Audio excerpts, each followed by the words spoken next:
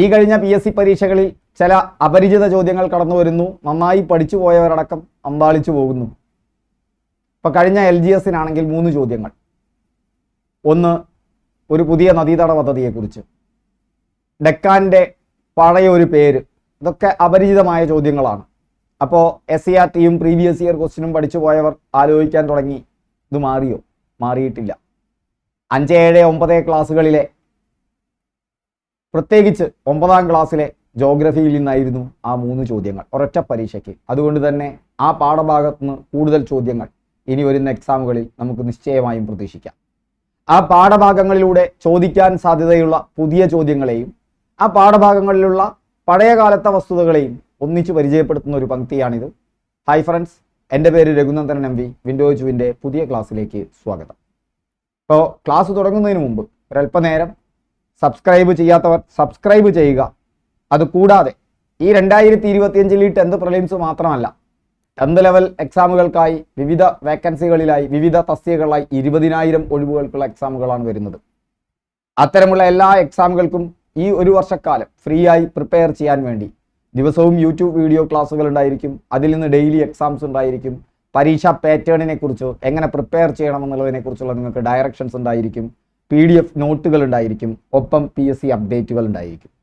കൂടാതെ വെബിനാറുകൾ നമ്മൾ നടത്തും. എക്സാമിൻ്റെ ഇപ്പോൾ ക്രാഷ് ആയിട്ടാണ് നമ്മൾ നടത്തുന്നത് ഈ ഡിസംബർ 28-ന്. അതിനുശേഷം നമ്മൾ വെബിനാറുകളും സംഘടിപ്പിക്കും, വിഷയങ്ങളിൽ എങ്ങനെ പ്രിപ്പയർ ചെയ്യണം എന്നുള്ള കാര്യങ്ങളിലൊക്കെ തന്നെ. ഓക്കെ, അപ്പോൾ ഈ ഗ്രൂപ്പിൽ ചേരുന്നതിന്, ഈ ഫ്രീ കോഴ്സ് ലഭിക്കുന്നതിന് നമ്മുടെ വാട്സപ്പിൻ്റെ ലിങ്ക് താഴെയുണ്ട്. ആ താഴെയുള്ള ലിങ്കിൽ കയറി ഗ്രൂപ്പിൽ ജോയിൻ ചെയ്യുക. ഹായ് ഫ്രണ്ട്സ്, അപ്പോൾ നമ്മുടെ ഇന്നത്തെ ക്ലാസ്സിലേക്ക് സ്വാഗതം. അപ്പോൾ SCRT ടെക്സ്റ്റ് ബുക്ക് 9ാം ക്ലാസ്സിലെ ജോഗ്രഫിയിൽ നിന്ന് നമുക്ക് തുടങ്ങാം. അപ്പോൾ നമുക്ക് തുടക്കത്തിലേക്ക് പോകാം. ഹിമാലയത്തെക്കുറിച്ച് തന്നെയാണ് ഈ ആദ്യത്തെ പാഠഭാഗം. പക്ഷേ കുറച്ച് വ്യത്യാസങ്ങളല്ല, കുറച്ചധികം വ്യത്യാസങ്ങൾ വന്നിട്ടുണ്ട്. അതിനൊക്കെ ചോദ്യങ്ങൾ വരികയും ചെയ്യാം. ഭൂപ്രകൃതി സവിശേഷതകളുടെ അടിസ്ഥാനത്തിൽ ഇന്ത്യയെ താഴെ പറയും വിധം തിരിക്കാമെന്ന് പറയുമ്പോൾ നോക്കൂ, ഇത് വായിച്ചു നോക്കുമ്പോൾ എത്ര പേർക്ക് വ്യത്യാസം ബോധ്യമായിട്ടുണ്ട്? അവിടെ ഒരു വ്യത്യാസം വന്നിട്ടുണ്ട്. അതുമായി ബന്ധപ്പെട്ടൊരു ചോദ്യം കൂടി നോക്കുകയാണെങ്കിൽ LGSന് 4 ചോദ്യങ്ങളാവുന്നത്. കാരണം സാധാരണയായി നമ്മുടെ 10ാം ക്ലാസ്സിൽ ഭൂപ്രകൃതിയെ വേർതിരിച്ചിട്ടുള്ളത് ഉത്തരപർവ്വത മേഖല, ഉത്തരേന്ത്യൻ സമതലം, ഉപദ്വീപീയ പീഠഭൂമി, 4ാമത്തേത് തീരസമതലം, 5ാമത്തേത് ദ്വീപുകൾ എന്നുള്ള നിലയിലാണ്.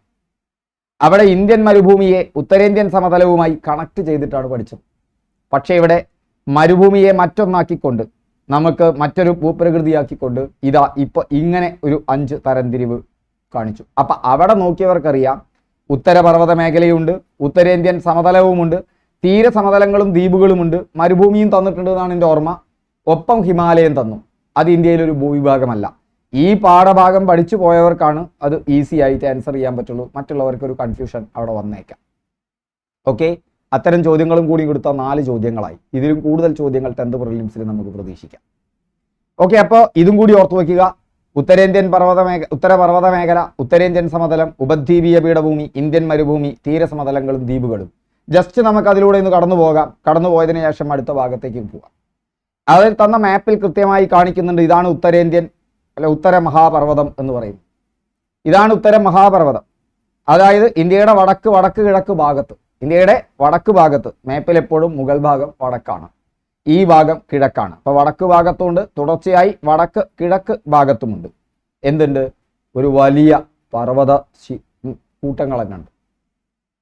ആ പർവ്വതക്കൂട്ടങ്ങളുടെ താഴെ ഒരു വലിയ ഗർത്തമായിരുന്നു. ആ വലിയ ഗർത്തത്തിലേക്ക് ഈ പർവ്വതങ്ങളിൽ നിന്നുള്ള ഗംഗാ, സിന്ധു, ബ്രഹ്മപുത്ര എന്നീ നദികൾ, അതിൻ്റെ പോഷക നദികളും എക്കൽമണ്ണ് ധാരാളം ഒഴുക്കിക്കൊണ്ടുവന്ന് നിക്ഷേപിച്ച് ഈ ഗർത്തത്തെ കോടാനുകോടി വർഷങ്ങൾ കൊണ്ട് നിറയ്ക്കുകയും അവിടെ ഉത്തര മഹാസമതലം രൂപപ്പെടുകയും ചെയ്തു. അതുകൊണ്ട് തന്നെ എക്കൽ മണ്ണ് നിറഞ്ഞതുകൊണ്ട് തന്നെ ഫലഭൂയിഷ്ടമായിരുന്നു, ധാരാളം ധാന്യങ്ങളുണ്ടായി. അതുകൊണ്ട് ഇന്ത്യയുടെ ധാന്യപുര എന്ന് ഈ ഭാഗത്തെ വിളിക്കുന്നു. ഇവിടെ പീഠഭൂമിയുണ്ട്. ഏതാ പീഠഭൂമി?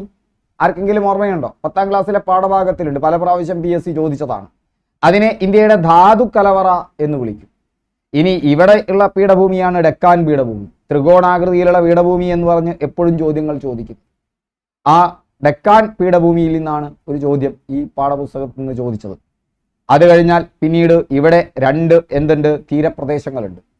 അതുകൂടാതെ അറബിക്കടലിൽ നമുക്കൊരു ലക്ഷദ്വീപുണ്ട്. ബംഗാൾ ഉൾക്കടലിൽ ഒരു ആൻഡമാൻ നിക്കോബാർ ദ്വീപ സമൂഹവുമുണ്ട്. ഉത്തരേന്ത്യൻ മഹാസമതലത്തിന്റെ ഭാഗമായിട്ടായിരുന്നു നമ്മൾ എന്ത് പഠിച്ചിരുന്നത്?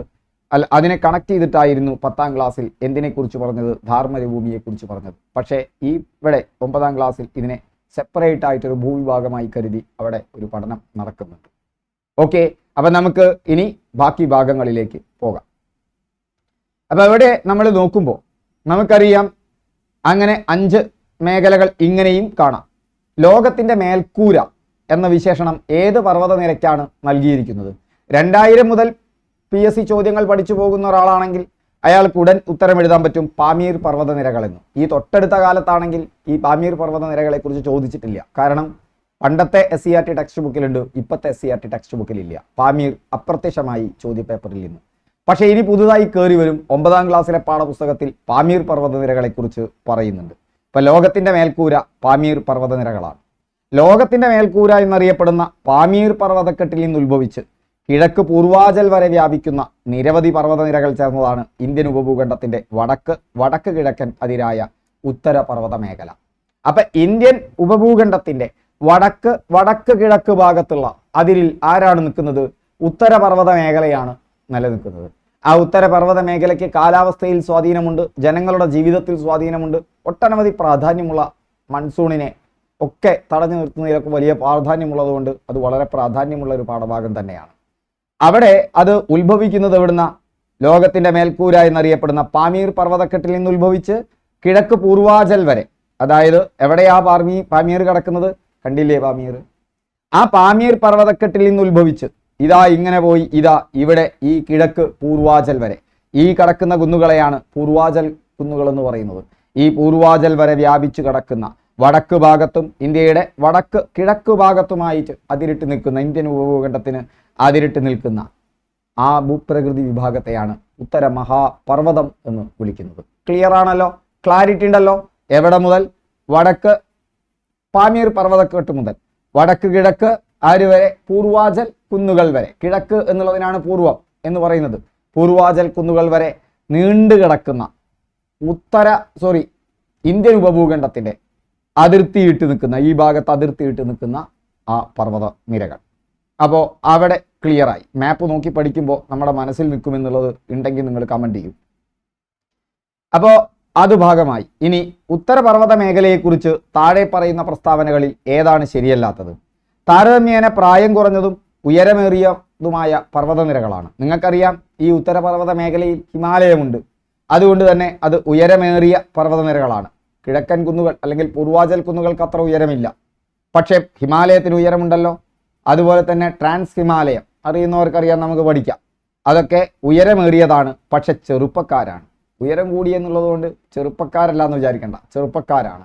മാത്രമല്ല ഇപ്പോഴും ഉയരം വെച്ചും കൊണ്ടിരിക്കുന്നവരാണ്. ഹിമാലയം ഇപ്പോഴും ഉയരം വയ്ക്കുന്നുണ്ട്. പടിഞ്ഞാറ് സിന്ധു നദി മുതൽ കിഴക്ക് ബ്രഹ്മപുത്ര നദി വരെ വ്യാപിച്ചു കിടക്കുന്നു. നേരത്തെ നമ്മൾ പറഞ്ഞു എവിടെ മുതൽ? പാമീർ മുതൽ ഏതുവരെ? കിഴക്കൻ കുന്നുകൾ വരെ, പൂർവാചൽ കുന്നുകൾ വരെ വ്യാപിച്ചു കിടക്കുന്ന. ഇപ്പൊ നമ്മൾ പറയുന്നു സിന്ധു നദി. നമുക്കറിയാം സിന്ധു നദി ഇതായി ഒഴുകുന്നു. എവിടെ കൂടെയാണ് ഒഴുകുന്നത്? പടിഞ്ഞാറോട്ട് ഒഴുകുന്ന ഏക ഹിമാലയൻ നദിയാണ് അല്ലേ? പാകിസ്ഥാന്റെ ദേശീയ നദിയാണ്. ഇന്ത്യയിൽ ജമ്മു കാശ്മീരിലൂടെയാണ് മൂപ്പരൊന്ന് ഒഴുകുന്നത്. ഓക്കെ, ആ നദിയെക്കുറിച്ചാണ് പറയുന്നത്, ആ സിന്ധു നദി മുതൽ. പിന്നെ നിങ്ങൾക്കറിയാം ഈ സാങ്പോ എന്ന് പറഞ്ഞാൽ ടിബറ്റിൽ ബ്രഹ്മപുത്രയ്ക്കുള്ള പേരാണ് സാങ്പോ. ഈ കിഴക്ക് ഏതുവരെ? ബ്രഹ്മപുത്ര വരെ നീണ്ടു കിടക്കുന്ന ഒന്നാണ് നമ്മുടെ ഈ എന്തെന്ന് പറയുന്നത്? ഉത്തരപർവ്വത മേഖല എന്ന് പറയുന്നത്. അപ്പോൾ പാമീർ മുതൽ കിഴക്കൻ കുന്നുകൾ വരെ, അല്ലെങ്കിൽ സിന്ധു നദി മുതൽ ബ്രഹ്മപുത്ര വരെ നീണ്ടു കിടക്കുന്ന ഒന്നാണ്. കറക്റ്റാണ് ആ പ്രസ്താവന. ഓക്കെ, അടുത്തതിലേക്ക് നമുക്ക് പോയി നോക്കാം. അടുത്ത പ്രസ്താവന എന്താണെന്ന്. പടിഞ്ഞാറ് ഏകദേശം 2400 കിലോമീറ്റർ നീളവും 150 മുതൽ 400 കിലോമീറ്റർ വരെ വീതിയുമുണ്ട്. അതും ശരിയാണ്. ഇതിന് ഈ പർവ്വത മേഖലയ്ക്ക് 2400 കിലോമീറ്റർ ഏകദേശം നീളമുണ്ട്. അതുപോലെ തന്നെ 150, ഇവിടെ വീതി കുറവാണ്. 150 അത്രയല്ലേ ഉള്ളൂ, ചെറിയ വീതിയല്ലേ ഉള്ളൂ. ഇവിടെയാണെങ്കിൽ 400 150 മുതൽ 400 മീറ്റർ വീതി വരെയുള്ള ഒന്നാണ് എന്തെന്ന് പറയുന്നത്? നമ്മുടെ ഉത്തര പർവ്വത മേഖല എന്ന് പറയുന്നത്. 150 കിലോമീറ്റർ ആണ്, ഞാൻ മീറ്ററാണ് പറഞ്ഞത് എന്ന് തോന്നുന്നു. ഈ പർവ്വത നിരകൾക്ക് 500 മുതൽ 800 കിലോമീറ്റർ വരെ വീതിയുണ്ട്. ഈ പർവ്വത നിരകളുടെ വീതി എത്രയാണ് പറയുന്നത്? 500 മുതൽ 800 കിലോമീറ്റർ വരെ വീതിയുണ്ട് ഇതിന് എന്നാണ് പറയുന്നത്. ആ പ്രസ്താവന എന്താണ്? തെറ്റാണ്. കാരണം ഇതിൻ്റെ വീതി എന്ന് പറയുന്നത് നമ്മൾ നേരത്തെ കണ്ടു 150 മുതൽ 400 ആണ്. അതുകൊണ്ട് ഈ പ്രസ്താവന തെറ്റാണ്. അതുകൊണ്ട് അതാണ് ശരിയായ ഉത്തരം. അപ്പോൾ താരതമ്യേന പ്രായം കുറഞ്ഞതാണ്, ഉയരമേറിയതാണ്. രണ്ടും ഓർത്തു വയ്ക്കുക. പ്രായം കുറവുണ്ട്, ഉയരം കൂടുതലുണ്ട്. ശിലാപാളികൾക്ക് വലനം സംഭവിച്ച് രൂപപ്പെട്ട മടക്കുപർവ്വതങ്ങളാണ്. ഓർക്കണേ, ഹിമാലയം വടക്കുപർവ്വതമാണ്. പടിഞ്ഞാറ് സിന്ധു നദി മുതൽ കിഴക്ക് ബ്രഹ്മപുത്ര നദി വരെ. അതൊക്കെ നമ്മൾ പറഞ്ഞുപോയി. ഇവിടെ എന്തൊക്കെയുണ്ട്? ഇവിടെ ഉയരമേറിയ കൊടുമുടികളുണ്ട്, ഹിമാനികളുണ്ട്, താഴ്വരകളുണ്ട്. ഹിമാനികൾ, കൊടുമുടികൾ, താഴ്വരകൾ. അതുപോലെ ഭൂപ്രകൃതി സവിശേഷതയുടെ അടിസ്ഥാനത്തിൽ ഇതിനെ 3ആയി തരംതിരിക്കാം. ഈ 3 ട്രാൻസ് ഹിമാലയം, ഹിമാലയം, കിഴക്കൻ കുന്നുകൾ. ഇത് പുതുതായി നമുക്ക് പഠിക്കാൻ തന്നതാണ് അല്ലേ? പണ്ട് ഇത്ര ഡീറ്റെയിൽ ആയിട്ടുണ്ടായിരുന്നില്ല. ട്രാൻസ് ഹിമാലയത്തെക്കുറിച്ച് ഒന്നങ്ങോട്ട് പറഞ്ഞു പോയിട്ടേ ഉണ്ടായിരുന്നുള്ളൂ. ഇപ്പം ട്രാൻസ് ഹിമാലയം, ഹിമാലയം, കിഴക്കൻ കുന്നുകൾ എന്നുള്ള രീതിയിൽ 3ആയിട്ടാണ് ഇതിനെ എന്ത് ചെയ്തിട്ടുള്ളത്? വേർതിരിച്ചിട്ടുള്ളത്. അതിൽ നമുക്ക് ട്രാൻസ് ഹിമാലയം എവിടെയാണെന്ന് നോക്കാം, ഹിമാലയം എവിടെയാണെന്ന് നോക്കാം. അത് കണ്ടതിന് ശേഷം അതിൻ്റെ ഡീറ്റെയിൽസിലേക്ക് പോകാം. ഇതായി ട്രാൻസ് ഹിമാലയം എന്ന് പറഞ്ഞാൽ ഈ കാരക്കോറം, ലഡാക്ക്, സസ്കർ നിങ്ങൾ കാണുന്നുണ്ട് എന്ന് വിചാരിക്കുന്നു. ഈ 3 ട്രാൻസ് ഹിമാലയം ഉൾപ്പെടുന്ന പർവ്വതനിരകൾ എന്ന് പറയുന്നത്. ആരൊക്കെയാണ്? കാരക്കോറമുണ്ട്, ലഡാക്ക് ഉണ്ട്, സസ്കർ ഉണ്ട്. ഇനി നിങ്ങൾ ഈ സമാന്തരമായി കിടക്കുന്ന 3 വരകൾ കണ്ടോ? ഈ 3 വരകളാണ് ഹിമാലയം എന്ന് പറയുന്നത്. ഹിമാലയത്തെ 3 ഭാഗമാക്കിയിട്ടുണ്ട്. 10ാം ക്ലാസ്സിൽ നമ്മൾ പഠിച്ചിട്ടുണ്ട് അല്ലേ? ഈ 3 വരകളാണ് ഹിമാലയം എന്ന് പറയുന്നത്. പിന്നെ ഇതാ ഈ കിഴക്കൻ ഭാഗത്ത് കിടക്കുന്ന കുന്നുകളാണ് കിഴക്കൻ കുന്നുകൾ എന്ന് പറയുന്നത്. അതായത് മിസോ, ജയന്തിയ, ഗാസി, ഗാരോ കുന്നുകൾ, നാഗ കുന്നുകൾ, അതുപോലെ തന്നെ പത്കായി ഭൂം. ഈ കുന്നുകളാണ് കിഴക്കൻ കുന്നുകൾ എന്ന് പറയുന്നത്. അപ്പോൾ ഇതാണ് ഒരു ഭാഗത്ത് ട്രാൻസ് ഹിമാലയം, മറ്റൊന്ന് ഹിമാലയം, മറ്റൊന്ന് കിഴക്കൻ കുന്നുകൾ. ഇങ്ങനെ 3 ഭാഗങ്ങളായിട്ടാണ് അവിടെ ഭൂപ്രകൃതി കിടക്കുന്നത്. ഓക്കെ, അവിടേക്ക് എത്തിയല്ലോ. ഇനി നമുക്ക് നോക്കാം. ഇപ്പം ട്രാൻസ് ഹിമാലയത്തിൽ ആരൊക്കെ ഉണ്ട്? കാരക്കോറമുണ്ട്, ലഡാക്ക് ഉണ്ട്, സസ്കർ ഉണ്ട്. ട്രാൻസ് ഹിമാലയത്തിൽ ആരെല്ലാം ഉണ്ട്? നമ്മൾ നേരത്തെ കണ്ടു. കാരക്കോറമുണ്ട്, ലഡാക്ക് ഉണ്ട്, സസ്കർ ഉണ്ട്. ഹിമാലയത്തിൽ ആരൊക്കെ ഉണ്ട്? പീർപ്പഞ്ചൽ. ഇവിടെ ഹിമാലയത്തെ ഡിവൈഡ് ചെയ്തതല്ല പറഞ്ഞിട്ടുള്ളത്, പർവ്വതനിരകളെയാണ് പറഞ്ഞിട്ടുള്ളത്. ബാക്കി ഡിവിഷനൊക്കെ നമുക്ക് പിന്നീട് പഠിക്കാം. പീർപ്പഞ്ചൽ, ദൗലാദർ, ശിവാലിക്. ഇതിൽ ശിവാലിക് ഒഴികെ ബാക്കിയൊക്കെ പുതിയ മലനിരകളെ കുറിച്ച് നിങ്ങൾ പുതുതായി കേൾക്കുകയാണ്. പീർപ്പഞ്ചൽ ഉണ്ട്, ദൗലാദർ ഉണ്ട്, ശിവാലിക് ഉണ്ട്. കിഴക്കൻ കുന്നുകളിൽ നമ്മൾ കേട്ടതാണ് നാഗാ കുന്നുകളും പട്കായി ഭൂമും മിസോ കുന്നുകളും ഗാസി, ഗാരോ, ജയന്തിയ കുന്നുകളും. നേരത്തെ മാപ്പിൽ ഞാൻ കാണിച്ചു തന്നു. ഓക്കെ, താഴെ പറയുന്നവയിൽ ഏത് പർവ്വതനിരയാണ് ഹിമാലയത്തെ പാമീർ പർവ്വതക്കെട്ടുമായി ബന്ധിക്കുന്നത്? നേരത്തെ നമ്മൾ മാപ്പ് എടുത്തപ്പോൾ നമ്മൾ ട്രാൻസ് ഹിമാലയത്തിൽ ആരൊക്കെ കണ്ടു? കാരക്കോരം, ലഡാക്ക്, സസ്കർ മലനിരകളെ കണ്ടു. ഏറ്റവും മുകളിലായി പാമീറിനെ കണ്ടു. ആ പാമീറിൽ നിന്ന് ഉത്ഭവിക്കുന്ന മലനിരകളാണ് ഹിന്ദുക്കുഷും, ടിയാൻഷാനും, അതുപോലെ തന്നെ കുൻലുനും ഒക്കെ തന്നെ. അതുപോലെ ഇവിടെ നോക്കുക, ഇവിടെ കാരക്കോറമുണ്ട്, ലഡാക്ക് ഉണ്ട്, സസ്കർ ഉണ്ട്. ഇത് ട്രാൻസ് ഹിമാലയത്തിന്റെ ഭാഗമാണ്. അതിൽ ഏറ്റവും മുകളിലുള്ള ആരാണ്? കാരക്കോറം. ഈ കാരക്കോറം മലനിരയാണ് പാമീർ പർവ്വതക്കെട്ടിനെ ഹിമാലയവുമായി ബന്ധിപ്പിക്കുന്നത്. ഇപ്പൊ പാമീർ പർവ്വതക്കെട്ടിനെ ഹിമാലയവുമായി ബന്ധിപ്പിക്കുന്ന മലനിര ഏതാണെന്ന് ചോദിച്ചാൽ അത് കാരക്കോറം മലനിരകളാണ് എന്ന് ഓർക്കുക. ഏതാണ് മലനിരകളുടെ പേര്? കാരക്കോറം മലനിരകളാണ്. അപ്പോൾ അവിടെ അത് ഓക്കെ ആയി. അപ്പോൾ ഇതിൽ ഏറ്റവും വടക്ക് കാണപ്പെടുന്ന അതാണ് ട്രാൻസ് ഹിമാലയം. ഏതിലൊക്കെ? ട്രാൻസ് ഹിമാലയം, ഹിമാലയം, കിഴക്കൻ കുന്നുകൾ. ആ 3 എടുത്തു നോക്കുക. ട്രാൻസ് ഹിമാലയം, ഹിമാലയം, കിഴക്കൻ കുന്നുകൾ എന്നിവയെ എടുത്തു നോക്കിക്കഴിഞ്ഞാൽ നമുക്കറിയാം ഏറ്റവും വടക്ക് ഭാഗത്താര? ഇത് ട്രാൻസ് ഹിമാലയം, ഇത് ഹിമാലയം, ഇത് കിഴക്കൻ കുന്നുകൾ. മാപ്പിൻ്റെ മുകൾ ഭാഗമാണ് എപ്പോഴും വടക്ക്. അപ്പോൾ വടക്ക് ഭാഗത്ത് കിടക്കുന്നത് ഈ 3 ആരാണ്? ട്രാൻസ് ഹിമാലയമാണ്. ആദ്യത്തെ ഡിവിഷനാണ് പറയുന്നത് ട്രാൻസ് ഹിമാലയം, ഹിമാലയം, കിഴക്കൻ കുന്നുകൾ. ഇതിന് 3000 മീറ്റർ ഉണ്ട്. ഇതിന് 3000 മീറ്റർ ഉയരമുണ്ട്. 40 കിലോമീറ്റർ വീതിയും 965 കിലോമീറ്റർ നീളവുമുണ്ട്. കാരക്കോറം നിര ഹിമാലയ പർവ്വതത്തെ പാമീർ പർവ്വതക്കെട്ടുമായി ബന്ധിപ്പിക്കുന്നു. ട്രാൻസ് ഹിമാലയത്തെക്കുറിച്ച് താഴെ പറയുന്ന പ്രസ്താവനകളിൽ ഏതാണ് ശരി? ഇതിന് ഏകദേശം 400 കിലോമീറ്റർ വീതിയുണ്ട്. എന്താണ് നിങ്ങളുടെ അഭിപ്രായം? ശരിയാണല്ലേ? ആണോ? പറയുന്ന പ്രസ്താവനകളിൽ ഏതാണ് ശരി? 400 കിലോമീറ്റർ വീതിയുണ്ടോ? അവിടെ അതാണ് ഓരോ നമ്പറും നമ്മൾ ഓർത്തു വയ്ക്കുക. ഇതിന് 40 കിലോമീറ്ററാണ് വീതി. ഒന്ന് ഉറച്ച് പോകണം. 965 കിലോമീറ്റർ നീളവുമാണ് ട്രാൻസ് ഹിമാലയത്തിനുള്ളത്. ഓക്കെ, ടിബറ്റൻ ഹിമാലയം എന്നും ഇതറിയപ്പെടുന്നു. ഈ പർവ്വത ട്രാൻസ് ഹിമാലയം എന്ന് പറയുന്നത് അത് ടിബറ്റൻ ഭാഗത്ത് കൂടി ഉള്ളത് കൊണ്ട് തന്നെ അതിനെ ടിബറ്റൻ ഹിമാലയം എന്ന് പറയുന്നത് ശരിയാണ്.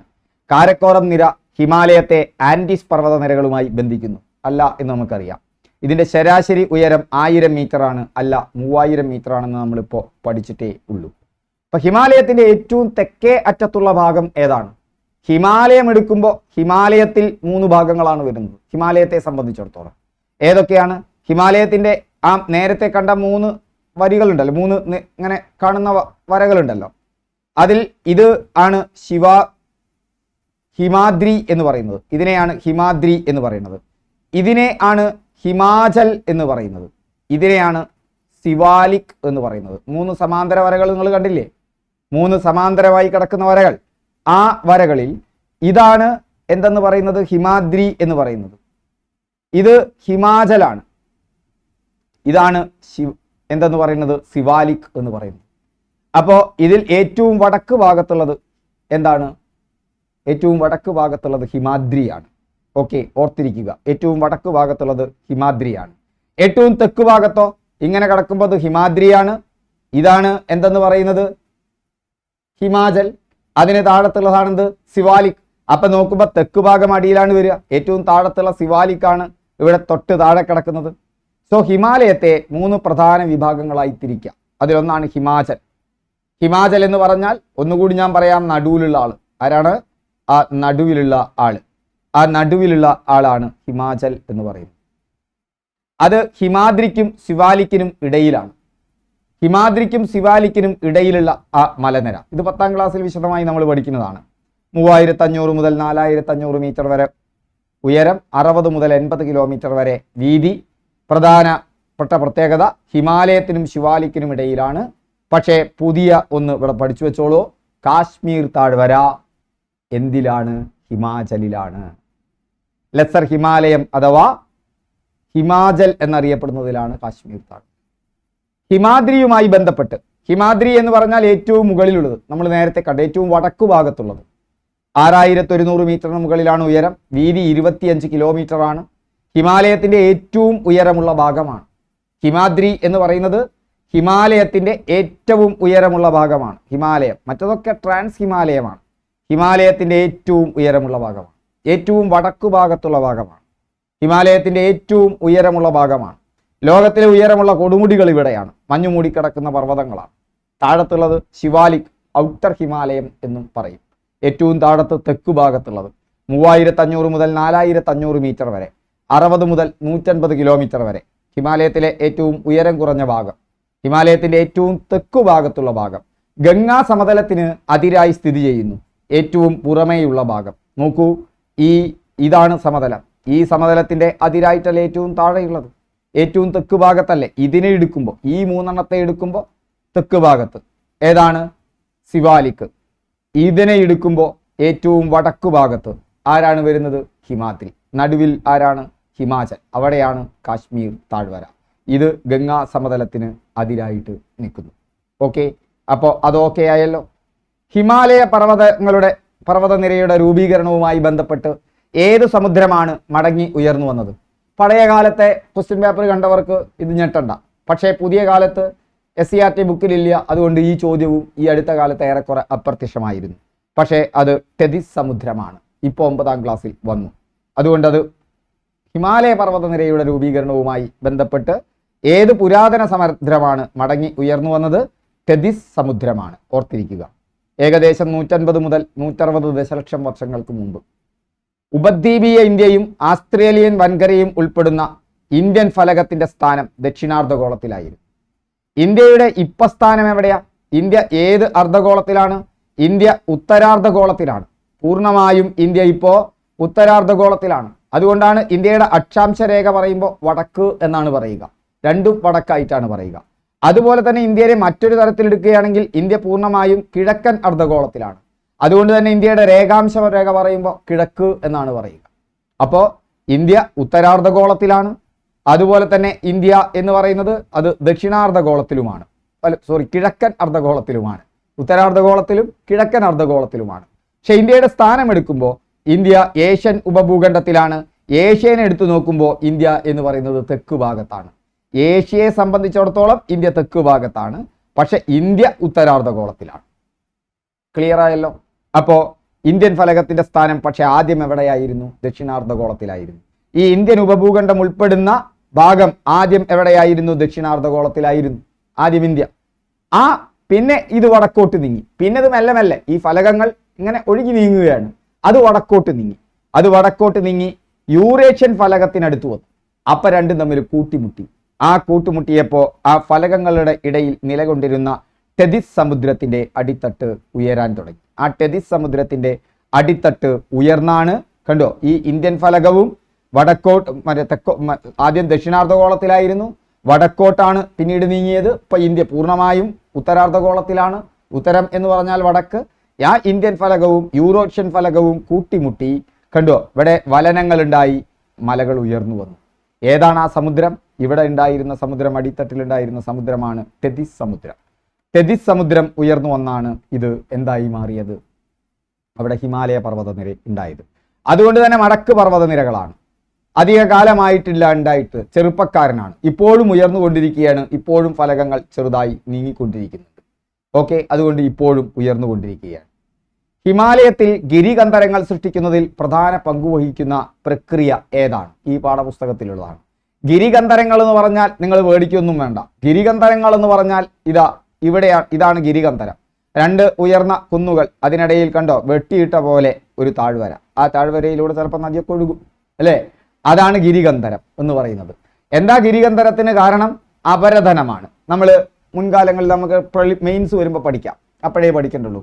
അപരധനമാണ് കാരണം. അപരധനം എന്താണെന്ന് ഞാൻ ജസ്റ്റ് പറയാം. അപരധനം എന്ന് പറഞ്ഞാൽ ഭൂരൂപീകരണ കാരണമായ കുറേ ശക്തികളുണ്ട്. അതായത് ഇപ്പോൾ കാറ്റ്, വെള്ളം, ഈ ശിലകളൊക്കെ തന്നെ എന്ത് ചെയ്യും? കാലഘട്ടം കൊണ്ട് കാലക്രമേണ അത് പൊടിയുകയോ മാറ്റത്തിന് വിധേയമാവുകയോ ചെയ്യും. അങ്ങനെ പൊടിഞ്ഞ ശിലകളെയും മറ്റു കാര്യങ്ങളെയും അതിനെ അവസാദം എന്നാണ് പറയുക. അങ്ങനെ അവസാദങ്ങളെ ഒഴുക്കി കൊണ്ടുവരും. അങ്ങനെ ഒഴുക്കി കൊണ്ടുവരുന്ന പ്രക്രിയക്കാണ് എന്തെന്ന് പറയണത്? അപരധനം എന്ന് പറയുന്നത്. അങ്ങനെ ഒരു പുഴ ഇങ്ങനെ എന്ത് ചെയ്യണം? ഇങ്ങനെ കല്ലിനെയും പൊടിയിനെയും ഒഴുക്കി കൊണ്ടുവന്നു കഴിഞ്ഞാൽ എന്തായി മാറും? അവിടെ ഇങ്ങനെ തേഞ്ഞ് അടിത്തട്ട് തേഞ്ഞ് ഇതുപോലെ കാലക്രമേണ ഇതുപോലെ വലിയൊരു വിടവായിട്ട് മാറും. ഓക്കെ, അങ്ങനെ ഉണ്ടാവുന്ന സ്റ്റീപ്പായിട്ടുള്ള ഈ വിടവുകളെയാണ് ഗോർജസ് അഥവാ എന്തെന്ന് പറയുന്നത്? ഗിരികന്ധരങ്ങൾ എന്ന് പറയുന്നത്. പേര് കേട്ടിട്ട് പേടിക്കണ്ട, സംഭവം സിമ്പിളാണ്. അപ്പോൾ ഗിരികന്ധരങ്ങൾ, ഈ ഗിരികന്ധരങ്ങൾ ഉണ്ടാക്കുന്നത് ആരാണെന്നാണ് ചോദ്യം. ഇപ്പൊ തന്നെ നിങ്ങൾക്ക് മനസ്സിലായിട്ടുണ്ടാവുമല്ലോ, നദികളുടെ അപരധനമാണ് ഗിരികന്ധരങ്ങൾ ഉണ്ടാക്കുന്നത്. ഓക്കെ, ഹിമാലയത്തിൽ നിന്നും ഉത്ഭവിക്കുന്ന നദികൾ, ടെക്സ്റ്റ് അതേപോലെ പകർത്തിയതാട്ടോ ഈ കാണുന്നത് മുഴുവൻ. പർവ്വതനിരകൾക്ക് കുറുകെ ആഴമേറിയ താഴ്വരകൾ നിർമ്മിച്ചു കൊണ്ടിരിക്കുന്നു. ആഴമേറിയ ചെങ്കുത്തായതുമായ വശങ്ങളോടുകൂടിയ താഴ്വരകളാണ് ഗിരികന്ധരങ്ങൾ. ഓർത്തിരിക്കുക, ആഴമേറിയതും ചെങ്കുത്തായ വശങ്ങളോടുകൂടിയതും, ആ ചിത്രം ഓർക്കുക, ചെങ്കുത്തായ വശങ്ങളോടുകൂടിയതും ആഴമേറിയതുമായ താഴ്വരകളാണ് ഗിരികന്ധരങ്ങൾ. സിന്ധു, ഗംഗ, സത്ലജ് തുടങ്ങിയവയുടെ അപരതരത്തിലൂടെയാണ് ഹിമാലയ പർവ്വതനിരയ്ക്ക് കുറുകെ ഗിരികന്ധരങ്ങൾ സൃഷ്ടിക്കുന്നത്. ഇവിടെ സിന്ധുവിനെ കുറിച്ച് പറഞ്ഞിട്ടുണ്ട്, ഗംഗയെക്കുറിച്ചും പറഞ്ഞിട്ടുണ്ട്, സത്ലജിനെ കുറിച്ചും പറഞ്ഞിട്ടുണ്ട്. പർവ്വതനിരകൾക്ക് കുറുകെ ഒഴുകുന്ന നദികളെ അടിസ്ഥാനപ്പെടുത്തിയാണ് ഹിമാലയത്തെ പ്രാദേശിക വിഭാഗമായി തിരിച്ചിട്ടുള്ളത്. നേരത്തെ ഹിമാലയത്തിന്റെ ഒരു ഡിവിഷൻ നമ്മൾ കണ്ടു. ഏതൊക്കെയാണ്? ഹിമാലയത്തിന്റെ ഏറ്റവും മുകളിലുള്ള അഥവാ വടക്കു ഭാഗത്തുള്ള ഭാഗം ഹിമാദ്രി. അത് കഴിഞ്ഞാൽ അതിന് നടുവിൽ ഏതാണ്? ഹിമാദ്രി കഴിഞ്ഞാൽ ഓർമ്മ ഉണ്ടോ? ഏതാണ് ഹിമാദ്രി കഴിഞ്ഞാൽ? ഒന്ന് ഓർത്തു പോകൂ. ആരെങ്കിലും മറന്നു പോയിട്ടുണ്ടോ? ഉണ്ടെങ്കിൽ കമന്റ് ചെയ്യൂ. അപ്പോഴാണ് നമ്മൾ റിട്രീവ് ചെയ്യേണ്ടത്. നമുക്ക് നോക്കാം. ഞാനൊന്നും കൂടി പറയാം. ഹിമാദ്രിയും ശിവാലിക്കും നടുവിൽ ഹിമാചൽ. ആ പേര് ചിലപ്പോൾ കിട്ടുന്നുണ്ടെങ്കിൽ ഒന്ന് ഓർക്കുക. ആരാണ്? ഹിമാചൽ. അങ്ങനെ മൂന്നെണ്ണമായിട്ട് തിരിച്ചു. ആ ഹിമാചലിലാണ് ജമ്മു കാശ്മീർ താഴ്വര. ഈ പുസ്തകത്തിൽ പ്രത്യേകം പറഞ്ഞിട്ടുണ്ട്. അതൊരു ചോദ്യം വരാം. അപ്പോൾ ഇനി നമ്മൾ പ്രാദേശികമായിട്ട് നമ്മൾ ഡിവൈഡ് ചെയ്തിട്ടുള്ളത് നദികളെ അടിസ്ഥാനപ്പെടുത്തിയ. സിമ്പിളാണ്, കാണുമ്പോൾ നമ്മൾ പേടിക്കേണ്ട. ആദ്യം നമുക്കതിൻ്റെ പേരൊന്ന് പഠിക്കാം. പടിഞ്ഞാറൻ ഹിമാലയം, മധ്യ ഹിമാലയം, കിഴക്കൻ ഹിമാലയം. നമുക്കറിയാലോ ഹിമാലയം എങ്ങനെയാണ് കടക്കുന്നത്. ഹിമാലയം കടക്കുന്നത് എങ്ങനെയാണ്? ഹിമാലയം കടക്കുന്നത് കണ്ടോ, ഇങ്ങനെയാണ് നമുക്കറിയാം. അയ്യോ, അത് അങ്ങോട്ട് പോയി. ഒരു മിനിറ്റേ, ഞാൻ മൂപ്പരെന്ന് വലിച്ച് അങ്ങോട്ട് ഇടട്ടെ. ഹിമാലയം കിടക്കുന്നത് എങ്ങനെയാണ്? കാണുന്നുണ്ട് എന്നാണ് ഞാൻ വിചാരിക്കുന്നത്. യെസ്, കാണുന്നു. ഹിമാലയം കിടക്കുന്നത് നമുക്കറിയാം. ഹിമാലയം കിടക്കുന്നത് എങ്ങനെയാണ് കിടക്കുന്നത്? ഹിമാലയം ഒന്ന് പറയൂ. ഹിമാലയം കിടക്കുന്നത് നമുക്കറിയാം. എവിടെ നിന്ന് എവിടെ വരെ? ഇതാ ഇവിടെ നിന്ന് അല്ലേ? ഒന്നില്ലെങ്കിൽ സിന്ധുവിൻ്റെ അവിടെ നിന്ന്, അല്ലെങ്കിൽ ഇവിടെ പാമീർ പാമീർ പർവ്വതക്കെട്ടിൽ നിന്ന് തുടങ്ങി ഏതുവരെ? കിഴക്കൻ മലനിരകൾ വരെ. അതായത് വടക്ക് നിന്ന് തുടങ്ങി വടക്ക് കിഴക്ക് വരെ കിടക്കുക. ഒന്നില്ലെങ്കിൽ സിന്ധുവിൽ നിന്ന് ബ്രഹ്മപുത്ര നദി വരെ, അതല്ലെങ്കിൽ പാമീർ പർവ്വതക്കെട്ടുകളിൽ നിന്ന് കിഴക്കൻ കുന്നുകൾ വരെ.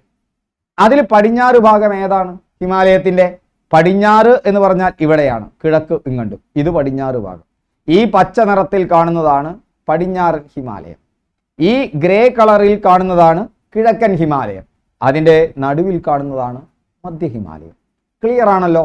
സെറ്റാണല്ലോ? ഇനി നമുക്ക് നോക്കൂ, അത് വെച്ചിട്ട് തന്നെ നമുക്ക് പോവാം. അപ്പോൾ പടിഞ്ഞാറൻ ഹിമാലയം എന്താണെന്ന് മനസ്സിലായി, മധ്യ ഹിമാലയവും കിഴക്കൻ ഹിമാലയവും മനസ്സിലായി. അതിനെക്കുറിച്ച് ഡീറ്റെയിൽ ആയിട്ട് ഈ പാഠഭാഗത്തിൽ പറയുന്നുണ്ട്.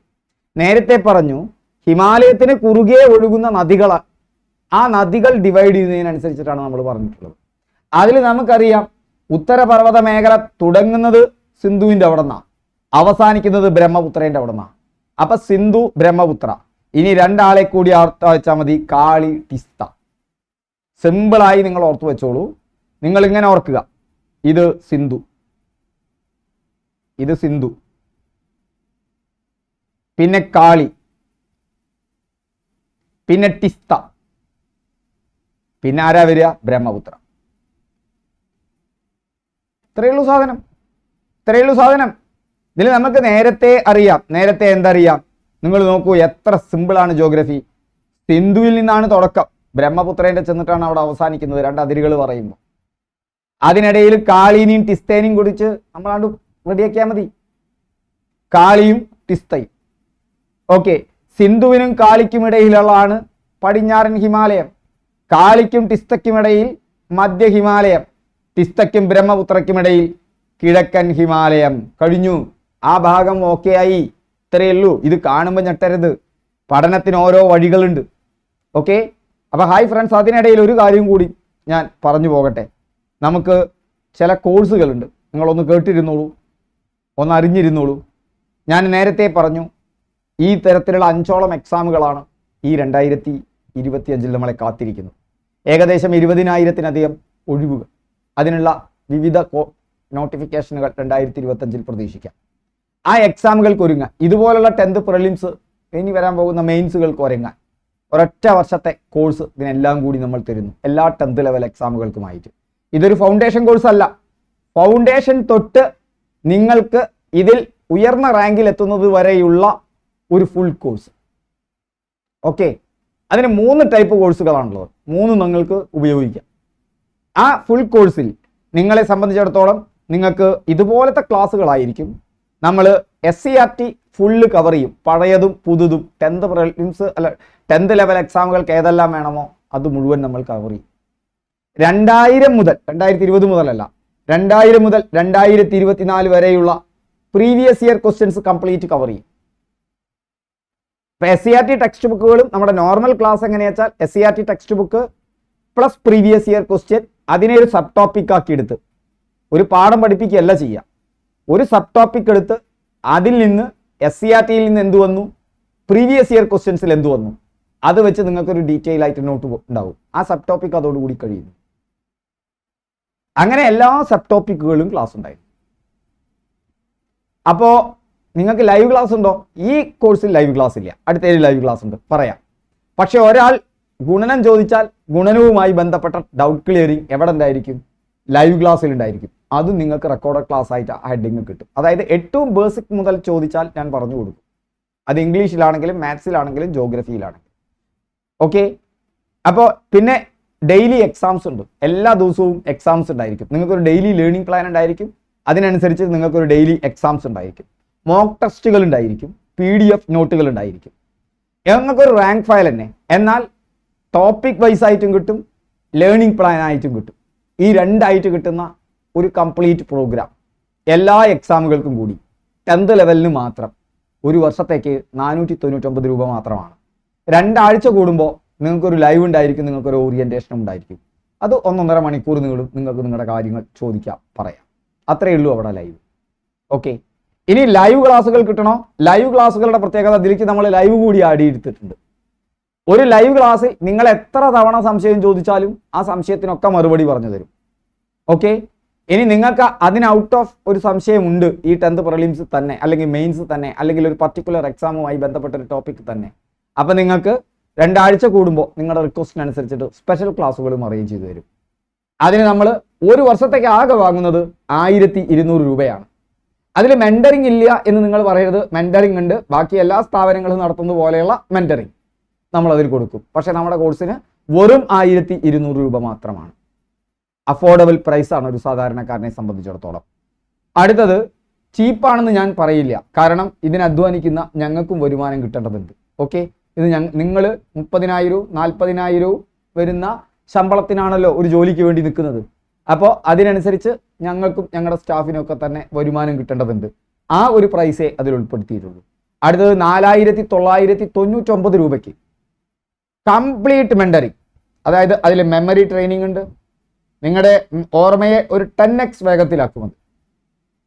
കൺസിസ്റ്റൻസിക്ക് ഹാബിറ്റ് ട്രാക്കർ എന്ന് പറയുന്ന ഒരു സിസ്റ്റം ഉണ്ട്. നിങ്ങൾ പഠനത്തിൽ ഉഴപ്പുകയോ അല്ലെങ്കിൽ പഠനം ക്രമീകരിക്കപ്പെടാത്ത ഒരാളോ ആണെങ്കിൽ 1.5 മാസം കൊണ്ട് നിങ്ങളുടെ പഠനത്തെ കംപ്ലീറ്റ് ആയിട്ട് ചാലാക്കി തന്നിട്ടുണ്ടായിരിക്കും. ടൈം മാനേജ്മെന്റ് ടെക്നിക്സ് ഉണ്ട്. ഇതൊക്കെ കൃത്യമായി ശാസ്ത്രീയമായ രീതിയിലാണ്. നിങ്ങളുടെ സ്വോട്ട് അനാലിസിസ് ഉണ്ട്, strength, weakness, opportunity, threat analysis, തമാശയ്ക്ക് പറയല്ല. പെർഫോമൻസ് അനാലിസിസ് ഉണ്ട്. അങ്ങനെ 9ഓളം ഫീച്ചറുകൾ അടങ്ങിയ ഈ കോഴ്സ് മറ്റ് 2 കോഴ്സിൻ്റെയും ലിങ്ക് ഞാൻ തന്നിട്ടുണ്ട്, നിങ്ങൾക്ക് നേരിട്ട് ചേരാം. 3ാമത്തെ കോഴ്സ് 100 പേർക്ക് മാത്രമാണ്. നിലവിൽ 30 പേര് ജോയിൻ ചെയ്ത് കഴിഞ്ഞു. ഇനി 70 സ്ലോട്ടുകളാണുള്ളത്. ആ കോഴ്സിൽ ജോയിൻ ചെയ്യണമെങ്കിൽ നിങ്ങൾക്ക് എന്നെ വിളിക്കണം. എനിക്ക് വാട്സപ്പ് അയക്കുക, ഫോൺ വിളിക്കരുത്. ഇന്ന് അയച്ചു കഴിഞ്ഞാൽ ഇന്നോ നാളെയോ ആയിട്ട് ഞാൻ ബന്ധപ്പെടും. ചിലപ്പോൾ അപ്പം തന്നെ അല്ലെങ്കിൽ പിറ്റേ ദിവസം ബന്ധപ്പെടും. എന്നിട്ട് നമ്മൾ തമ്മിലൊരു ടോക്ക് നടന്നതിന് ശേഷമേ പ്രവേശനമുള്ളൂ. നിങ്ങൾ ജോലിക്കാരനാവട്ടെ, ജോലി ഇല്ലാത്ത ആളാവട്ടെ, നിങ്ങൾ ഇവിടെ വിദ്യാഭ്യാസ യോഗ്യത എന്തുമാകട്ടെ, ഈ പരീക്ഷ എഴുതാനുള്ള വിദ്യാഭ്യാസ യോഗ്യത ഉണ്ടായാൽ മതി. പക്ഷേ നിങ്ങളുടെ സന്നദ്ധത വേണം, പഠിക്കാനുള്ള സന്നദ്ധത. നിങ്ങൾ സമയമുണ്ടോ ഇല്ലേ എന്നുള്ളതൊന്നും നിങ്ങൾ നോക്കണം, നമുക്ക് ഉണ്ടാക്കിയെടുക്കാം. ഓക്കെ, നിങ്ങൾക്ക് ഒരു കാര്യം അറിയോ, അതൊക്കെ വിട്ടേക്കും. എത്രയോ സാധാരണക്കാർ ഈ എക്സാം ക്രാക്ക് ചെയ്തിട്ടുണ്ട്. ഓക്കെ, അപ്പോൾ ആ ക്ലാസ്സിന് വേണമെങ്കിൽ എൻ്റെ ഈ നമ്പറിലേക്ക് 8075963937 8075963937 എന്നതിലേക്ക് വാട്സപ്പിലേക്ക് മെസ്സേജ് അയക്കുക. ഞാൻ നിങ്ങളെ വിളിക്കും, നിങ്ങൾ എന്നെ വിളിക്കാൻ നിൽക്കണ്ട. ഓക്കെ, വിളിച്ചാൽ ഞാൻ പരിചയമില്ലാത്ത ഫോൺ നമ്പറുകൾ കണ്ടാൽ ഞാൻ എടുക്കാറില്ല. ഓക്കെ, നിങ്ങൾ വാട്സപ്പിൽ അയച്ചാൽ കാര്യം പറഞ്ഞാൽ ഞാൻ തിരിച്ചു വിളിക്കും. ഓക്കെ, അപ്പം നമുക്ക് അടുത്ത കാര്യത്തിലേക്ക് പോകാം. അടുത്ത ഒരു ക്ലാസ്സിലെ അടുത്ത ഭാഗത്തേക്ക് പോകാം.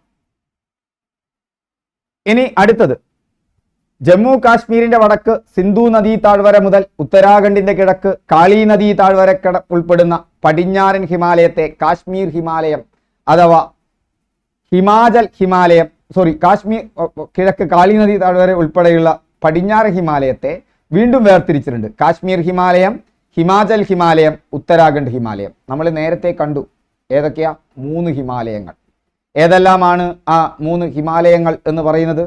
ആ 3 ഹിമാലയങ്ങൾ എന്ന് പറയുന്നത് സിന്ധു നദി മുതൽ ഏതുവരെ? കാളി വരെ ഉള്ള പടിഞ്ഞാറൻ ഹിമാലയം. കാളി മുതൽ തിസ്ത വരെയുള്ള ഏത് ഹിമാലയം? മധ്യ ഹിമാലയം. തിസ്ത മുതൽ ബ്രഹ്മപുത്ര വരെയുള്ള ഏത് ഹിമാലയം? കിഴക്കൻ ഹിമാലയം. അങ്ങനെ 3 ഹിമാലയങ്ങളെ നമ്മൾ കണ്ടല്ലോ. അതിൽ ഈ പടിഞ്ഞാറൻ ഹിമാലയത്തെ തന്നെ 3ആക്കി തരംതിരിച്ചിട്ടുണ്ട്. NCERT ബുക്കിൽ നിന്ന് കയറി വന്നതാ പ്രാവശ്യം 9ാം ക്ലാസ്സിലേക്ക്. പണ്ട് നമുക്കത് പഠിക്കേണ്ടിയിരുന്നില്ല. പണ്ട് NCERTയിലുണ്ട്, പക്ഷെ നിങ്ങൾക്ക് പഠിക്കേണ്ടിയിരുന്നില്ല. അപ്പോൾ ഈ NCERTയിൽ ഞാൻ ക്ലാസ് എടുക്കുന്നുണ്ട് കേട്ടോ. അതുകൊണ്ടാണ് ഞാൻ പറയുന്നത് NCERTയിലെ ഫിസിക്സും കെമിസ്ട്രിയും ഒക്കെ വളരെ കുറവാണ്. ഓക്കെ, അത് ശരിക്കും എൻ്റെ അഭിപ്രായത്തിൽ 8, 9, 10 ക്ലാസ്സിൽ പഠിക്കുന്ന ഫിസിക്സും കെമിസ്ട്രിയും അത്രയില്ല. പക്ഷെ ജോഗ്രഫിയും സോഷ്യൽ സയൻസും അതല്ല, എമ്പാടും പഠിക്കാനുണ്ട്. ഓക്കെ, അപ്പോൾ അവിടേക്ക് നമുക്ക് പിന്നീട് പോവാം. ലോകത്തിലെ 2ാമത്തെ ഉയരമേറിയ കൊടുമുടിയായ K2 ഏത് പർവ്വതനിരയിൽ ആണ്? അവിടെ അപ്പോൾ 3 ഹിമാലയങ്ങളാക്കി തിരിച്ചിട്ടുണ്ട്. അതിനെ തന്നെ കാശ്മീർ ഹിമാലയം, ഹിമാചൽ ഹിമാലയം, ഉത്തരാഖണ്ഡ് ഹിമാലയം. നമുക്കതിനെ ഒന്ന് നോക്കി വരാം. മാപ്പ് വെച്ചിട്ട് തന്നെ നോക്കി വരാം. നോക്കൂ, എവിടെയാ കിടക്കുന്നത്? ഈ ലഡാക്കും നിങ്ങൾക്കറിയാലോ, ഈ ലഡാക്കും ജമ്മു കാശ്മീരും എന്ന് പറഞ്ഞാൽ എന്തെന്നെയാണ്? കാശ്മീർ തന്നെയായിരുന്നു. അത് കഴിഞ്ഞാൽ ആരാ വരുന്നത്? ഹിമാചൽ. അത് കഴിഞ്ഞാൽ ആരാ വരുന്നത്? ഉത്തരാഖണ്ഡ്. നമ്മൾ നേരത്തെ പഠിച്ചിട്ടുണ്ട് സിന്ധു മുതൽ കാളി വരെയുള്ളതാണ് പടിഞ്ഞാറൻ ഹിമാലയം. ആ പടിഞ്ഞാറൻ ഹിമാലയത്തെ നോക്കൂ, കാശ്മീർ ഹിമാലയം, ഹിമാചൽ ഹിമാലയം, ഉത്തരാഖണ്ഡ് ഹിമാലയം എന്നിങ്ങനെ മൂന്നാക്കി വേർതിരിച്ചിട്ടുണ്ട്. സിമ്പിൾ അല്ലേ? മാപ്പ് നോക്കി പഠിക്കുമ്പോൾ നമ്മുടെ മനസ്സിലേക്ക് കയറി വരില്ലേ? നമ്മൾ ഈ ടെൻഷൻ അടിക്കുന്ന അത്രയ്ക്കൊന്നും ഇല്ല ഒരു കാര്യം പഠിച്ചെടുക്കാൻ. അങ്ങനെയാണ്. അപ്പൊ അത് ഓക്കെ ആണല്ലോ. ലോകത്തിലെ രണ്ടാമത്തെ ഉയരമേറിയ കൊടുമുടിയായ മൗണ്ട് കേറ്റു ഏത് പർവ്വത നിരയിലാണ് സ്ഥിതി ചെയ്യുന്നത്? മൗണ്ട് കേറ്റു ഒന്നും കൂടി വേണം ഇവിടെ. ഗോഡ്വി നോസ്റ്റി ഏത്? അത് രണ്ടാമത്തെ ഉയരമേറിയ കൊടുമുടിയാണ്. ഒന്നാമത്തേത് എവറസ്റ്റ് ആണ്, നമ്മുടെ നാട്ടിലല്ല. ഗോഡ്വി നോസ്റ്റിൻ നമ്മുടെ നാട്ടിലാണ്. അതുകൊണ്ട് ഇന്ത്യയിലെ ഏറ്റവും ഉയരമേറിയ കൊടുമുടി ചോദിച്ചാൽ ഗോഡ്വി നോസ്റ്റിനാണ്. ഓക്കെ, അത് ഏത് പർവ്വത നിരയിലായിരിക്കും? നമ്മുടെ ഏറ്റവും മുകളിൽ ആരാ? ട്രാൻസ് ഹിമാലയത്തിൽ ആരാ? കാരക്കോറം. പാമീർ പർവ്വതക്കെട്ടിനെ ഏതുമായി? ഹിമാലയവുമായിട്ട് ബന്ധിപ്പിക്കുന്ന കാരക്കോറത്തെ നമ്മൾ കണ്ടത് ഓർമ്മല്ലേ? ഇതാ ഈ പാമീർ പർവ്വതക്കെട്ടിനെ ആരുമായിട്ട്? അപ്പൊ അത് ട്രാൻസ് ഹിമാലയത്തിലാണ്, കാരക്കോറത്തിലാണ്. അത് രണ്ടും ഓർത്തു വെക്കുക. പണ്ട് ട്രാൻസ് ഹിമാലയത്തിലാണെന്നേ ഉണ്ടായിരുന്നുള്ളൂ. ഇപ്പൊ നമുക്കത് ട്രാൻസ് ഹിമാലയത്തിലാണെന്നും കാരക്കോറത്തിലാണെന്നും പഠിച്ചു വെക്കണം. ഓക്കെ, അതുകൊണ്ട് അത് കാരക്കോറത്തിലാണ്. കാശ്മീർ ഹിമാലയം. ഇനി കാശ്മീർ ഹിമാലയത്തിലേക്ക് പോകാം. ജമ്മു കാശ്മീർ ലഡാക്ക് പ്രദേശത്തെ കണ്ടു. നമ്മൾ നേരത്തെ കാശ്മീർ ഹിമാലയം കണ്ടില്ലേ? വ്യാപിച്ചു കിടക്കുന്ന കാശ്മീർ ഹിമാലയത്തിന് 700 കിലോമീറ്റർ നീളവും 500 കിലോമീറ്റർ വീതിയുമുണ്ട്. മഞ്ഞു മൂടിയ കൊടുമുടികളും താഴ്വരകളും ഒക്കെ ഉണ്ട് അവിടെ. പ്രധാന പർവ്വതനിരകൾ നേരത്തെ നമ്മൾ പഠിച്ചിട്ടുണ്ട്. കാരക്കോരം, സസ്കർ, ലഡാക്ക്, കൂടാതെ ഒരു പീർപഞ്ചാലും കൂടി ഓർത്തു വെക്കുക. കൂടാതെ പീർപഞ്ചാൽ വേറൊരു ഭാഗത്തും വരുന്നുണ്ട്, ഓർത്തിരിക്കണം. അപ്പൊ കാരക്കോരം, സസ്കർ, ലഡാക്ക്, പീർപഞ്ചാൽ. അവിടെ ലോകത്തിലെ ഉയരമേറിയ കൊടുമുടിയായ മൗണ്ട് കേറ്റു ഗോഡ്വി നോസ്റ്റിൻ 8611 മീറ്റർ ഓർത്തു വെക്കണം. കാരക്കോറം നിരയിലാണ് സ്ഥിതി ചെയ്യുന്നത്. ചോദിച്ചിട്ടുണ്ട്, പഴയ കാലത്തെ ചോദ്യമാണ്. ലോകത്തിലെ ഏറ്റവും ഉയരത്തിൽ സ്ഥിതി ചെയ്യുന്ന യുദ്ധഭൂമി എന്നറിയപ്പെടുന്ന ഹിമാനി ഏതാണ്? സാധാരണ ചോദിക്കുന്നതാണ്. പരീക്ഷ പേപ്പറിലില്ലെങ്കിലും ഇപ്പോഴും SCRT-യിലെങ്കിലും മുൻകാല ചോദ്യമായിട്ട് ഇപ്പോഴും ചോദിക്കാറുള്ളതാണ്. അത് സിയാച്ചിൻ ഹിമാനിയാണ് ലോകത്തിലെ ഏറ്റവും ഉയരത്തിൽ സ്ഥിതി ചെയ്യുന്ന യുദ്ധഭൂമി. എന്തേ ഞാൻ ഇവിടെ സിയാച്ചിനെ പറയാൻ കാരണം? ഇവിടെ പറഞ്ഞിട്ടുണ്ട്, പിന്നെ വരാം. ജമ്മു പ്രദേശത്തെ കാശ്മീർ താഴ്വരയുമായി ബന്ധിപ്പിക്കുന്ന ചുരം ഏതാണ്? പുതിയൊരു ചുരം വന്നിട്ടുണ്ട്, ബനിഹാൽ ചുരം. പഠിച്ചിരിക്കണം. എവിടെയാ പറയുന്നത്? കാശ്മീർ ഹിമാലയത്തെ കുറിച്ച് പറയുന്നു. കാശ്മീർ ഹിമാലയം ഏത് ഹിമാലയത്തിന്റെ ഭാഗമാണ്? പടിഞ്ഞാറൻ ഹിമാലയത്തിന്റെ ഭാഗമാണ്. 3 ഭാഗങ്ങളാണ്: കാശ്മീർ ഹിമാലയം, ഹിമാചൽ ഹിമാലയം, ഉത്തരാഖണ്ഡ് ഹിമാലയം. സിയാച്ചിൻ, ബോൾട്ടരോ തുടങ്ങിയത് ഈ പ്രദേശത്തെ പ്രധാനപ്പെട്ട ചുരങ്ങളാണ്. സിയാച്ചിൻ, ബോൾട്ടരോ അത് ഹിമാനികളാണ്. പ്രധാനപ്പെട്ട ചുരമല്ല, ഹിമാനികളാണ്. സിന്ധു നദിയിലും അതിൻ്റെ പോഷക നദികളായ രവി, ജലം, ചിനാബ് തുടങ്ങിയവയിലും വർഷം മുഴുവൻ സമൃദ്ധമായ നീരൊഴുക്ക് സാധ്യമാക്കുന്നത് ഈ ഹിമാനികളാണ്. ഈ സിയാച്ചിനെ 3ാം ധ്രുവം എന്നാണ് അറിയപ്പെടുന്നത്. ഹിമാനി എന്ന് പറഞ്ഞാൽ ഒഴുകി നടക്കുന്ന വലിയ മഞ്ഞുപാടമാണ്. അങ്ങനത്തെ 2 എണ്ണത്തെ ഇനി ഓർത്തു വയ്ക്കുക: സിയാച്ചിനും ബോൾട്ടരോയും. അത് രവിയിലും ജലത്തിലും ചിനാബിലും വെള്ളം കൊടുക്കുന്ന ഹിമാനികളാണ്. വേനൽക്കാലത്ത് മഴയില്ലെങ്കിലും ഇതുരുകി വെള്ളം അതിലൂടെ കടന്നുപോകും. പർവ്വതങ്ങളുടെ ഇരുവശങ്ങളെയും തമ്മിൽ ബന്ധിപ്പിച്ച് ഗതാഗതം സാധ്യമാക്കുന്നത് പർവ്വതങ്ങളിലെ ചുരങ്ങളാണ്. പർവ്വതങ്ങളിൽ ചുരങ്ങളുണ്ട്. ഒരു മലയ്ക്ക് അപ്പുറത്തും ഇപ്പുറത്തും ആളുകളെ ബന്ധിപ്പിക്കാൻ ആ മലയിൽ ഒരു താഴ്ന്ന ഭാഗം ഉണ്ടാവും. അതിലൂടെ പോകുന്നതിനെയാണ് ചുരം എന്ന് പറയുന്നത്. പർവ്വതനിരകൾ മുറിച്ചു കടക്കാൻ സഹായകമായ സ്വാഭാവിക ഇടങ്ങളാണ് ചുരങ്ങൾ. പാലക്കാടൻ ചുരം പോലെ. ആ പാലക്കാടൻ ചുരമാണ് പശ്ചിമഘട്ടത്തിലെ ഏറ്റവും താഴ്ന്ന പ്രദേശം, അല്ലേ? കാരണം എന്താ? അതിലൂടെ മുറിച്ചു കടക്കാം. പീർപഞ്ചാൽ പർവ്വതനിരയ്ക്ക് കുറുകെയുള്ള ബനിഹാൽ ചുരമാണ് ജമ്മു പ്രദേശത്തെ കാശ്മീർ താഴ്വരയുമായി ബന്ധിപ്പിക്കുന്നത്. ഓർത്തുവെക്കൂ, പരീക്ഷയ്ക്ക് വരാം. പീർപഞ്ചാൽ പർവ്വതനിരയ്ക്ക് കുറുകെയുള്ള ബനിഹാൽ ചുരമാണ് ജമ്മു പ്രദേശത്തെ കാശ്മീർ താഴ്വരയുമായി ബന്ധിപ്പിക്കുന്നത്. ലോകത്തിലെ ഏറ്റവും ഉയരത്തിൽ സ്ഥിതി ചെയ്യുന്ന യുദ്ധഭൂമി എന്നാണ് സിയാച്ചിൻ ഹിമാനിയെ വിശേഷിപ്പിക്കുന്നത്. ശ്രീനഗർ പട്ടണം ഏത് തടാകത്തിന്റെ കരയിലാണ് സ്ഥിതി ചെയ്യുന്നത്? പണ്ട് ചോദിച്ചിരുന്നതാണ്. ഇപ്പോഴും അടുത്ത കാലത്തൊക്കെ ഒന്ന് ചോദിച്ചിട്ടുണ്ട്. ഔട്ട് ഓഫ് പോയ ഒരു ചോദ്യമല്ല. പക്ഷേ ഈ പുസ്തകത്തിൽ ആവർത്തിച്ചത് കൊണ്ട് അത് വീണ്ടും ധാരാളം കയറി വരാൻ സാധ്യതയുണ്ട്. അത് ദാൽ തടാകമാണ്. എവിടെ പറയുന്നു? 9ാം ക്ലാസ്സിൽ തന്നെ പറയുന്നു. ശുദ്ധജല തടാകങ്ങൾ ധാരാളമുള്ള കാശ്മീർ ഹിമാലയത്തിലെ ഒരു പ്രധാന തടാകമാണ് ധാൽ. ഈ തടാകത്തിന്റെ കരയിലാണ് ശ്രീനഗർ പട്ടണം സ്ഥിതി ചെയ്യുന്നത്. അപ്പൊ ശ്രീനഗർ പട്ടണം സ്ഥിതി ചെയ്യുന്നത് ധാൽ തടാകത്തിലാണ്. കാശ്മീരിലെ ഒരു പ്രധാന വിനോദസഞ്ചാര വാണിജ്യ കേന്ദ്രമാണ്. ധാൽ തടാകത്തിൽ 2 കാര്യങ്ങളെ കൂടി നിങ്ങൾ ഓർക്കുക. ശിഖാര തോണികളുണ്ട്, ഫ്ലോട്ടിംഗ് മാർക്കറ്റുകളുണ്ട്. അതായത് ഈ തടാകത്തിൽ ഒഴുകി നടക്കുകയാണ് ശിഖാര തോണികൾ. അതുപോലെ തന്നെ മാർക്കറ്റുകൾ, തോണികളിൽ മാർക്കറ്റുകൾ. ഇത് കാശ്മീർ ടൂറിസത്തിന്റെ മുഖമുദ്രകളാണ്. പർവ്വതച്ചെരിവുകളിൽ വേനൽക്കാലങ്ങളിൽ രൂപപ്പെടുന്ന പുൽമേടുകളാണ് മർഗുകൾ. ഓർത്തുവെച്ചോ, വരും ഇങ്ങനെയുള്ള കാര്യങ്ങൾ. ഈ ഇൻവെർട്ടഡ് കോമയിലൊക്കെ ഇട്ടാൽ ഉടൻ ചോദ്യകർത്താവിന്റെ കയ്യിലേക്ക് വിടും. ഏതൊക്കെയാ SCERT ടെക്സ്റ്റ് ബുക്കിൽ നമ്മൾ ശ്രദ്ധിക്കേണ്ടത്? ബുള്ളറ്റ് പോയിന്റ്സ് പെട്ടെന്ന് നോക്കിയാൽ കാണും. ചതുരപ്പെട്ടിയിലിട്ട കാര്യം 10ാം ക്ലാസ്സിലെ കുട്ടികൾ എന്നോട് മാഷയോട് പറയും, മാഷേ ആ പെട്ടിയിലിട്ട കാര്യം ഞങ്ങൾ നോട്ടിൽ ഇട്ട് വെക്കണോ? നിങ്ങളും പെട്ടിയിലുള്ളത് നോട്ടിൽ പെട്ടിയിലാക്കി വെച്ചാളാം കേട്ടോ. കുട്ടികളുടെ പുതിയ ഭാഷയാണ്. അത് വരും. ഇൻവെർട്ടഡ് കോമയിലിട്ടുണ്ടെങ്കിൽ അതും വരും. മർഗുകൾ കണ്ട. പർവ്വതച്ചെരിവുകളിൽ വേനൽക്കാലങ്ങളിൽ രൂപപ്പെടുന്ന പുൽമേടുകളാണ് മർഗുകൾ. അപ്പൊ മഞ്ഞുകാലത്ത് എന്താ? ശൈത്യകാലങ്ങളിൽ മഞ്ഞു മൂടും. അപ്പൊ സ്കീയിങ്ങിന് ഉപയോഗിക്കും. അല്ലാത്തപ്പോ അത് പുൽമേടുകളായിട്ട് മാറും. അതിനെന്താ പറയുക? മർഗുകൾ എന്നാണ് പറയുക. ഓക്കെ. മഞ്ഞുകാല വിനോദങ്ങൾക്കായി ധാരാളം സഞ്ചാരികളെ ആകർഷിക്കുന്നു. അങ്ങനെയുള്ള 2 പേരാണ് ഗുൽമർഗ്. കേട്ടിട്ടില്ലേ ഗുൽമർഗ്? സോൺമർഗ് അല്ലേ? പണ്ട് ഡെറാഡൂണെ പഠിക്കാനുണ്ടായിരുന്നുള്ളൂ ഡൂണുകളെ കുറിച്ച് 10ാം ക്ലാസ്സിൽ പഠിക്കുമ്പോൾ. അല്ല, എപ്പോഴും ഉണ്ട്. ഇപ്പോ നമുക്ക് മർഗും കൂടി വന്നു. സോൺമർഗും ഗുൽമർഗും. എവിടെയാ? കാശ്മീർ ഹിമാലയത്തിൽ. താഴെ പറയുന്നവയിൽ ഏതു ചുരമാണ് ഹിമാചൽ പ്രദേശിനെ ലഡാക്കുമായി ബന്ധിപ്പിക്കുന്നത്? ഇതേതാ ചുരം? ഈ ചുരം ബാരാലച്ചാല ചുരം എന്നാണ്. ഇത് പലതരത്തിൽ എനിക്ക് പറ്റാൻ തെറ്റ്, പക്ഷെ അധിക യൂട്യൂബർമാർ പറയുന്നത് പുതിയ ചോദ്യമാണെന്നാണ്. വളരെ പ്രശസ്തനായ ഈ PSC കോച്ചിങ് രംഗത്ത് വളരെ പ്രശസ്തനായ ഒരു യൂട്യൂബർ പറഞ്ഞത് എന്താ വെച്ചാൽ ഇത് പഴയ PSC SCERT ബുക്കിൽ ഉണ്ടായിരുന്നു എന്നതാണ്. നിങ്ങൾ ഓർത്തോ, ഒരു പുതിയ ചോദ്യം വന്നാൽ 95-96% അത് SCERT ബുക്കിൽ നിന്നായിരിക്കും. ഞാൻ എൻ്റെ എത്രയും കാലത്തെ അനുഭവം, 25 വർഷമായി ഞാൻ PSC കോച്ചിങ് രംഗത്ത്. ഞാൻ PSC എക്സാമുകൾ ക്രാക്ക് ചെയ്തിട്ടുണ്ട് ഞാൻ. എന്നിട്ട് സർക്കാർ ജോലിയിലായിരുന്നു, എന്നിട്ട് റിസൈൻ ചെയ്തതാണ്. ഞാൻ എന്തുകൊണ്ട് പറയുന്നു എന്ന് പറഞ്ഞു കഴിഞ്ഞാൽ, ഞാൻ 5ാം ക്ലാസ് മുതൽ 10ാം ക്ലാസ് വരെയുള്ള കുട്ടികൾക്ക് CBSE അതുപോലെ തന്നെ സ്റ്റേറ്റ് സിലബസിലുള്ള കുട്ടികൾക്ക് എല്ലാ സബ്ജക്റ്റും എടുക്കുന്നുണ്ട്. ഓക്കെ.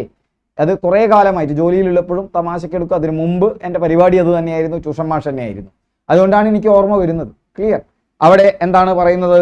ബാരാലച്ചാല ചുരം. എൻ്റെ സബ്ജക്റ്റ് മാത്സ് ആണ്. ഓക്കെ. അപ്പോൾ പക്ഷേ ഇപ്പം എല്ലാ വിഷയങ്ങളും എടുക്കാൻ പറ്റും. അങ്ങനെ എടുത്താൽ അത് ആ പാഠഭാഗങ്ങൾ പഠിച്ചാൽ നമുക്ക് ഇന്ത്യയെക്കുറിച്ചൊക്കെ ഒരു അറിവ് ധാരാളമായിട്ട് മാറും. ഓക്കെ. ഹിമാലയം നിങ്ങൾ NCERT പോയിട്ട് എടുക്കണ്ട കേട്ടോ. NCERT പഠിക്കേണ്ട ആവശ്യമില്ല. ഹിമാലയം പ്രധാനമായും ഹിമാചൽ പ്രദേശ് സംസ്ഥാനം ഉൾപ്പെടുന്ന ഹിമാലയ ഭാഗമാണ് ഹിമാലയം. ഈ പർവ്വത പ്രദേശത്തെ പ്രധാന നദികളാണ് ചിനാബ്, രവി, ബിയാസ്. ഈ പ്രദേശത്തെ പ്രധാന നദികൾ ഏതൊക്കെയാ? ചിനാബ്, രവി, ബിയാസ്. ഈ പ്രദേശത്തെ പർവ്വതനിരകളാണ് ദൗലാദർ, പീർ പഞ്ചാൽ. പ്രദേശത്തെ പർവ്വതനിരകളുടെ പേര് മറക്കണ്ട. ഏതൊക്കെയാ? ദൗലാദർ, പീർ പഞ്ചാൽ. പർവ്വത ഭാഗങ്ങളും കാണാം. ചന്ദ്രതാൽ, സൂരജ് താൽ എന്നിവയും ഇതിൽ ചിലതാണ്. ഞാൻ ഇന്ന് തന്നെ ഇതിന്റെ PDF ഷെയർ ചെയ്യാം. നോക്കുക, നോട്ട് ഉണ്ടാക്കുക, പഠിക്കുക, കയറും. ഓക്കെ. കോഡുകൾ എങ്ങനെ ഉണ്ടാക്കണം ഞാനൊരു ദിവസം ക്ലാസ് എടുക്കാം. കോഡുകളൊക്കെ ഉണ്ടാക്കിയാൽ അത് ഈസി ആയിട്ട് നമ്മുടെ മനസ്സിൽ നിൽക്കും. ഓക്കെ. ഒരു കഥകൾ ഉണ്ടാക്കിയാൽ മതി. ബാരാലച്ചാല ചുരം കണ്ടുവോ? കുളു താഴ്വരയെ ലാഹുൽ, സ്പിതി എന്നീ താഴ്വരകളുമായി ബന്ധിപ്പിക്കുന്ന റോഹ്താങ് ചുരവുമാണ് ഹിമാലയത്തിലെ പ്രധാന ചുരങ്ങൾ. ഏതൊക്കെയാ? ഹിമാചൽ പ്രദേശിനെ ലഡാക്കുമായി ബന്ധിപ്പിക്കുന്നു. നമുക്കറിയാം ഹിമാചൽ എന്തുണ്ട്? ഹിമാലയമുണ്ട്, കാശ്മീർ ഹിമാലയവുമുണ്ട്. കാശ്മീർ ഹിമാലയത്തിലാണ് ലഡാക്ക് വരുന്നത്. ഹിമാചൽ പ്രദേശിനെ ലഡാക്കുമായി ബന്ധിപ്പിക്കുന്ന ചുരമാണ് ബാരാലച്ചാല ചുരം. പണ്ട് PSCക്ക് ചോദിച്ചിട്ടുണ്ട്, അന്ന് SCERT ബുക്കിലുണ്ട്. അടുത്ത കാലത്ത് ചോദിക്കാറില്ല. അതുകൊണ്ടാണ് ഞാൻ 2000 മുതൽ 2024 വരെ പഠിക്കണം. SCERT ബുക്കിൽ ഇല്ലാത്ത 2000-ലുള്ള ചോദ്യങ്ങളും PSC ചോദിക്കാറുണ്ട്. ഇപ്പൊ സിയാച്ചിൻ അങ്ങനെ വരുന്ന ചോദ്യമാണ്. നിങ്ങൾ ഈ അപൂർവമാണെന്ന് വിചാരിക്കുന്ന പല ചോദ്യങ്ങളും അങ്ങനെയാണ്. പക്ഷേ ട്രിവിയലായി ചോദിക്കാറില്ല. പക്ഷെ അത് പഠിച്ച് പുതിയ ചോദ്യത്തിന്റെ പാറ്റേൺ മനസ്സിലാക്കിയാൽ നമുക്ക് ഉത്തരം എഴുതാം. അപ്പൊ റോഹ്താങ് ചുരം ഹിമാലയത്തിലെ പ്രധാന ചുരമാണ്. കുളു കംഗ്ര, ലാഹുൽ തുടങ്ങിയ മനോഹരമായ താഴ്വരകളും സുഖവാസ കേന്ദ്രങ്ങളായ ഷിംല, മണാലി എന്നിവയും വിനോദസഞ്ചാരികളെ ആകർഷിക്കുന്ന ഇടങ്ങളാണ്. ശൈത്യവും മഞ്ഞുവീഴ്ചയും അനുഭവപ്പെടുന്ന ഈ പ്രദേശങ്ങളിൽ പലയിടങ്ങളിലായി ചൂട് നിരവകൾ കാണപ്പെടാറുണ്ട്. നിങ്ങൾ ഓർമ്മയുണ്ടോ, നിങ്ങൾ 10th പ്രിലിംസിന്റെ ക്വസ്റ്റ്യൻ പേപ്പർ മുഴുവൻ കവർ ചെയ്തിട്ടുണ്ടെങ്കിൽ നമുക്ക് അങ്ങനത്തെ ഒരു സീക്വൻസ് ഉണ്ട്, ഞാൻ നാളിട്ട് തരാം. മുഴുവൻ 10th പ്രിലിംസിന്റെയും ക്വസ്റ്റ്യൻ പേപ്പർ ചെയ്തിട്ടുള്ള ഒരു സീക്വൻസ് 50ഓളം വീഡിയോകൾ ഞാൻ നിങ്ങൾക്ക് ഒന്നിച്ച് നാളെ തന്നെ നിങ്ങളെ വാട്സപ്പ് ഗ്രൂപ്പിൽ ജോയിൻ ചെയ്താൽ മതി, നാളെ തന്നെ ഇട്ട് തരുന്നുണ്ട്, നിങ്ങൾ പഠിച്ചാൽ മതി.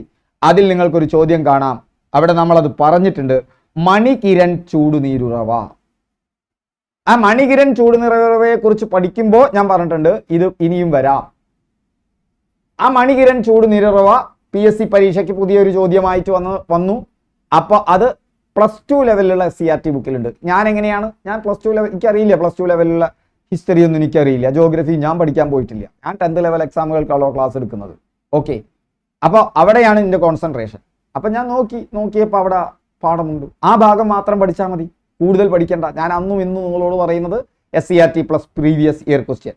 ആ മണികിരൺ എന്താണ് ചോദിച്ചിരുന്നത്, അത് ഭൗമതാപോർജം മണികിരൺ എവിടെയായിരുന്നു എന്നുള്ളതാണ്. ഇതിനെക്കുറിച്ച് ആ ഭാഗത്ത് നിന്ന് അപ്പം ഇങ്ങോട്ട് കയറി വന്നിരിക്കുന്നു. എന്താ പറയുന്നത് ശ്രദ്ധിക്കൂ, എന്താണ് പറയുന്നത് ശ്രദ്ധിച്ചോളൂ. ഇത് കുറേ കാലം മുന്നേ ഉള്ളതൊന്നല്ല കേട്ടോ, 2021 10th പ്രിലിംസിന് വന്നതാണെന്നാണ് ഞാൻ വിചാരിക്കുന്നത്, അല്ലെങ്കിൽ 2022. കുളു, കാംഗ്ര, ലാഹുൽ തുടങ്ങിയ മനോഹരങ്ങളായ താഴ്വരകളും. അപ്പം ഇത് കേൾക്കുന്നവർക്കൊരു സംശയം ഉണ്ടാവും, ഇനി +2 ലെവലും പഠിക്കണോ? വേണ്ട, ഒരു 90 ചോദ്യത്തിനുള്ളത് പഠിച്ചാൽ മതി. ഒരു 3-4 ചോദ്യങ്ങളാണോ പുറത്തുനിന്ന് വരിക, പതിവ് തെറ്റിച്ച് വരുന്നത് ഈ 3-4 ചോദ്യങ്ങളാണ്. അതിനുവേണ്ടി നിങ്ങളൊരു ലോകം മുഴുവൻ പഠിക്കേണ്ട. നിങ്ങൾക്ക് 90 മാർക്ക് കിട്ടിയ ഹയർ റാങ്കിൽ നിങ്ങൾ എത്തില്ലേ, 1ാം റാങ്കിൽ തന്നെ എത്തും പല എക്സാമുകൾക്കും. പിന്നെ നമ്മൾ എന്തിനാണ് 25% പഠിച്ചാൽ മതി ഈ 90% മാർക്ക് കിട്ടാൻ. 75% മാർക്ക് കിട്ടണം ഈ 100 ചോദ്യങ്ങൾക്കും ഉത്തരം കിട്ടാൻ. എന്നെ സംബന്ധിച്ച് പറയാനുള്ളത് മനുഷ്യ സാധ്യമല്ല. 100ൽ 100 മേടിക്കലേ മനുഷ്യ സാധ്യമല്ല. മനുഷ്യ സാധ്യമല്ലാത്ത കാര്യത്തിന് നിങ്ങൾ ഇറങ്ങി പുറപ്പെടണം. നിങ്ങളെ പോലെ തന്നെ എല്ലാവരും. അത്രയും വലിയ ബുദ്ധിമാനാണെങ്കിൽ അയാൾ ഈ LDC പരീക്ഷ വരാൻ പറ്റില്ല. എന്നെയും നിങ്ങളെയും പോലെയുള്ള സാധാരണ മനുഷ്യരാണ് ഈ എക്സാം എഴുതുന്നത്. നിങ്ങൾ അതുകൊണ്ട് ടെൻഷൻ അടിക്കണ്ട, നിങ്ങൾക്കുള്ളതാണ് ഈ എക്സാം. നിങ്ങൾ മര്യാദയ്ക്ക് സിലബസിനനുസരിച്ച് പഠിച്ചാൽ മതി. പഠിക്കേണ്ടത് മാത്രം പഠിക്കുക. കണ്ണി കണ്ടത് മുഴുവൻ വാരി വലിച്ച് പഠിച്ച് ഓർമ്മയിൽ കുത്തി പിന്നീടുള്ളത് പോലും മറക്കാൻ നിൽക്കണ്ട. ഉള്ളത് ഉറപ്പിച്ചു പോവുക. SCRT previous year question, current അഫയേഴ്സിനാണെങ്കിൽ PSC ബുള്ളറ്റിൻ, മനോരമ, മാതൃഭൂമി, തൊഴിൽ വാർത്ത അല്ലെങ്കിൽ ഏതെങ്കിലും മികച്ച തൊഴിൽ പ്രസിദ്ധീകരണങ്ങൾ, അതിലെ കറണ്ട് അഫയേഴ്സ്, അതും മുൻകാല ചോദ്യങ്ങളെ നോക്കുക 10th ലെവൽ എക്സാമിന്. അതിനാവശ്യമുള്ളത് മാത്രം എടുത്ത് പഠിക്കുക, കൂടുതൽ പഠിക്കേണ്ട. ആകാശവാണി വാർത്ത സ്ഥിരമായിട്ട് കേൾക്കുക. ഈ ഒരു 4 പത്രങ്ങളൊക്കെ വായിക്കാൻ പറയും, ഒന്നും വേണ്ട, 10 മിനിറ്റിൻ്റെ ആകാശവാണി വാർത്ത വായിക്കുക. ആകാശവാണി വാർത്ത കുറിച്ചെടുക്കുക ഓരോ ദിവസവും. നിങ്ങളുടെ കറണ്ട് അഫയേഴ്സ് പക്കയായി. കറണ്ട് അഫയേഴ്സ് പക്കയായി ഞാൻ പറയുന്നു. എളുപ്പവഴി നോക്കടോ PSC പരീക്ഷ പാസ്സാവാൻ.